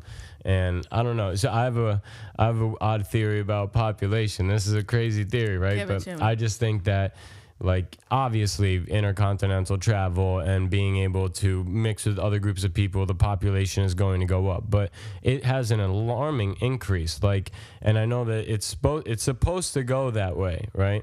But That's the goal, like we were saying before. It's but definitely. when you factory farm animals and you are out of nature's, like, at some point that animal needs a life. Something needs to get reincarnated into it, like a soul. Like, at some point that ends up happening, right? So that's what I believe in reincarnation, right? So if you are mass producing more than what would have been there without your hand in the game, does that mean that you've thrown more souls into the picture, or that the population needs to sustain because on the way up you go animal and then human? To me, I'm sorry, I keep hitting this thing. To me, that would prove to me, just as like a rational person, that would be saying that your theory would be wrong. Right? Why? Because then where are these souls coming from, right? Wouldn't it just be... Well, that's the whole thing. Is so that in the OA, I think no one's masters need to go through a retraining, right? Even the masters would go through a retraining. I You know can what I get mean? behind that But, too, yeah. where you're saying this is Like start fresh. you got to watch the OA. I think you'll really like the OA. What is it? It's just a show? Or? Yeah, Okay. and it's her name inside of it. And unfortunately, I can't tell you what it is because it's just a ruin it. rite of passage throughout watching it. I'll have to check it out. Yeah. But I can't even make the point now because it will fucking ruin the shit for you. That's all right. I mean, I'll still watch it. No, it's not, because the way that it's beautiful, the way that they do the, like, cinematography, whatever the hell you would call it, right? The way that they paint the picture for you, and it's not just painting a picture. It's got something behind it that means if you watch it here without knowing this yet, you'll be in one mind state, and then we could transition you to another mind state. And the reason why it's a bad burner is because you don't get to sit through either mind state when you get the burner, right? Okay. It's not as thorough. So but check out the OA. I think you would like definitely it. Yeah, I have crazy beliefs, but I'm not afraid to die. I think if I was supposed to weird. die, Like, I would have already died. It's like one of those things where, like, I know it's going to happen, but, like, I'm not super scared about it. But, of course, no one wants that to happen. Well, But it's the never accident. been a fear for me. Yeah, Yeah, that I can so the understand. accident I was in a had bad a accident, different- too, that totally scared me, too. But nowhere near to the level of the accident that you were in. Well, they're all scary. Any moment that you have that you debate whether or not you're going to be here for the rest of the time and you live to talk about it, that is it could be a traumatic event, right? But, like, that accident, I think everybody walked away from differently in regards to their relationship with how death was. And for better or for worse, mine and maybe one other person's have this, like, I'm responsible along the way of life and I'll re-implement what I learned and etc. But I don't think I'm going to die anytime soon. Right? That's why I'm not afraid of death, because even when I think I'm going to die, I will have been thinking I'm going to die at that time for a long time, right? Why waste the time thinking about it? Yeah, and I'm comfortable with the way that I'm living, because if I die, I'll have 10 episodes of knowledge and thought that can be thrown out to the rest of the world and keep being this And generation, that's why, like a generating machine of consciousness. That's why I'm so glad that you really are doing this, because I Thank think you. that it is very important, no matter what, to put yourself out there and Yeah. to show another slice of life, to show this is what you'd be doing, Agree. you know, no matter what. So to show another perspective is very important. You might be able to change the way someone thinks in a good way. You know, of course, you don't want to change it into a bad way, but nothing said on here would ever be negative or bad. Yeah. So I think it's very important. Well, nothing would be if it what any. There will be negative things that come up, but the whole point about all Right. this is to show that it like life is going to function with Yep. some people having certain opinions. Some of them you might find are negative, but it's not going to change the way that they are your environment. This should be a community and etc. For And sure. now master that mind state in the way that you like talk with them. So yeah, I mean, thank you so much for like the support for even far before, because I think it's funny whether you're starting a new business or a venture of art of some sort like that, what you will find throughout the process is that there will be these people that pop up that are more influential in its success and it being a role that aren't your closest friends, like your best friend growing up with, or your mom or your dad. A lot of times you're going to find that sometimes those close friends, they don't show up there, and it's not because they don't care or love you. It's Right. just Maybe that's it's that just- person. yeah. They don't show care and love in that specific way, and ego can get hurt there with that. But Right. that's all besides the point. And my ego wasn't hurt with nothing, because I honestly feel like it's been a huge, like, people are perking up to it. Yeah. And I feel like you have I mean, think you it's reposted strong. it before I think anyone else did. I think because part of it was because I was trying to do the same thing. So it was like, yes, someone is doing this legit. Like I was just doing it through school, and like it was a goal to eventually, Yeah. do it. But to just see you doing so well at it, and like I said, I feel like you're the perfect candidate for it. Thank you. And I'm just glad. I don't know if you remember Mike May. I think I'm pretty sure I went to elementary school Let's with see him. his face. I'm pretty sure he went to high school with us too. I don't know if he went. Mike May. Mike May. He's super big. He is an amazing illustrator. He Right. draws these insane monster things, and what comes out of his head, and he's drawn since elementary school. Like he's Wait. amazing at drawing. I shared one of his, he sells What does he look like? prints. He's shorter, has a beard now, crazy hair. He's I'm kind of pretty white sure. guy. Yeah. Okay. So I'm pretty sure I know what you're talking about. And I used to always. He was really quiet. Yeah. Yeah. So I would I remember going up to him, being like, "Yo, let me see His these." drawings are insane, Yeah. dude. Yeah. And I he's liked another him. person I who I liked him. just So recently reconnected with. referral. Well, Yes, that's okay. definitely. Word. Okay. Because Cool. he is Cool. an amazing artist. He's doing huge things. He just came out with a show himself. It's Word. called Maniac the Show, I think it was. Word. And he's just like a stream of conscious kind of thing. Like whatever comes out of his head. He had like a topic. Like The topic pollicking was his art? depression. Yeah, kind of like Okay. he does like the first episode was the topic was depression, and then he does a drawing coinciding with Gotcha. the topic. Beautiful. And then Yeah. also he's a singer of a band as well, so he's like a screamo kind of guy, but he does like his own music on the side, so there's original music in the piece. He's doing all the videography. Like he's just an artist true and true. Like he does all kinds of stuff. But he's another person that I like reconnected with through Instagram.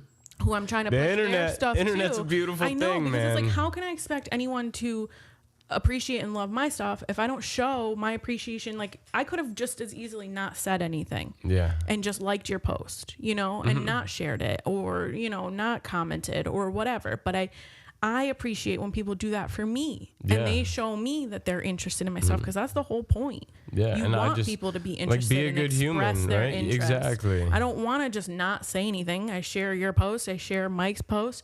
I want what's best for Yeah. you, because I know you're doing a good thing. And you're, it institutes community. Yeah, right? definitely. First and foremost, the Enlightened Yep. Entourage is about community. It needs to be community, and then oneself, right? Like Yep. getting your mind right, getting the community right, shit like that. So, no, thank you very much. I really, really do appreciate all the support, and I think that I was saying to Nick the other day how like I didn't even realize that my little sister is going to be able to see all of these at some point in time in her life. What a beautiful thing. You could leave behind photo albums in the house, but to be able to capture. Yeah, so for sure. And I think that on that note, even how I'm going to make the art a little bit better, like every time, this will be the first episode that every time so Mike May and there's other people that run the show. What I'm going to do is cut the cameras and screen record me typing in. I saw that. And go. So I'm going to start instituting that more as to be a generating machine for whatever else we're talking about and etc. Really smart and kind. I feel like not many people are willing to do that and to show. Like, I love that you do the timetables of content, you know, the being able to recall, because it's easy to forget and say, oh, I'll look that up later. But to be able to go back, see it, and actually click on those links and go to those people's pages and get more information about those people as well as you.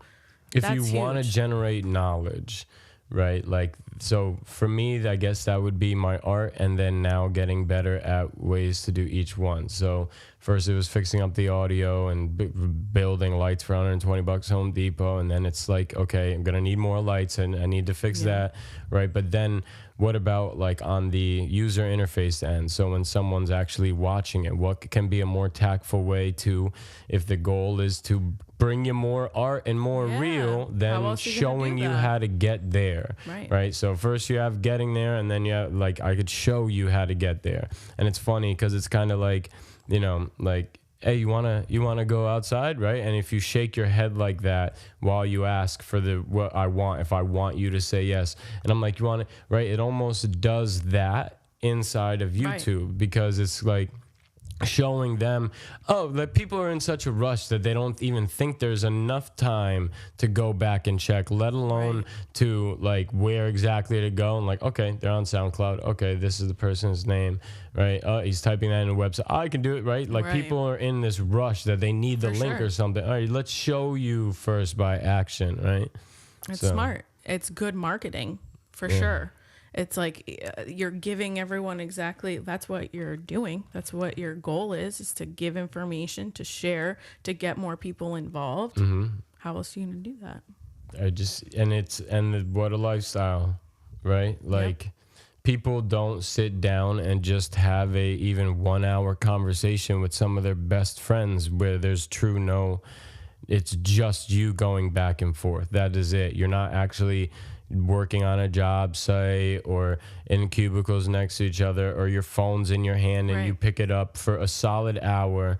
A lot of best friends and family don't do that, not for a solid hour. I'm guilty of that for sure. So everyone that comes through here is a different type of friend, is a different type of networking, is a different type of whatever the universe provides for later. Those are people that I will always end up, you just hit me up. You know, like, so I'm even telling you, right? Just hit me up. Like everyone now, and it's creating a community, because it's this little machine of like, these two are definitely aligned with each other. These two are definitely aligned with each other. These two. And then they are aligned with other like people. And next thing you know, you really see how things start picking up. For sure. Yeah. It's genius.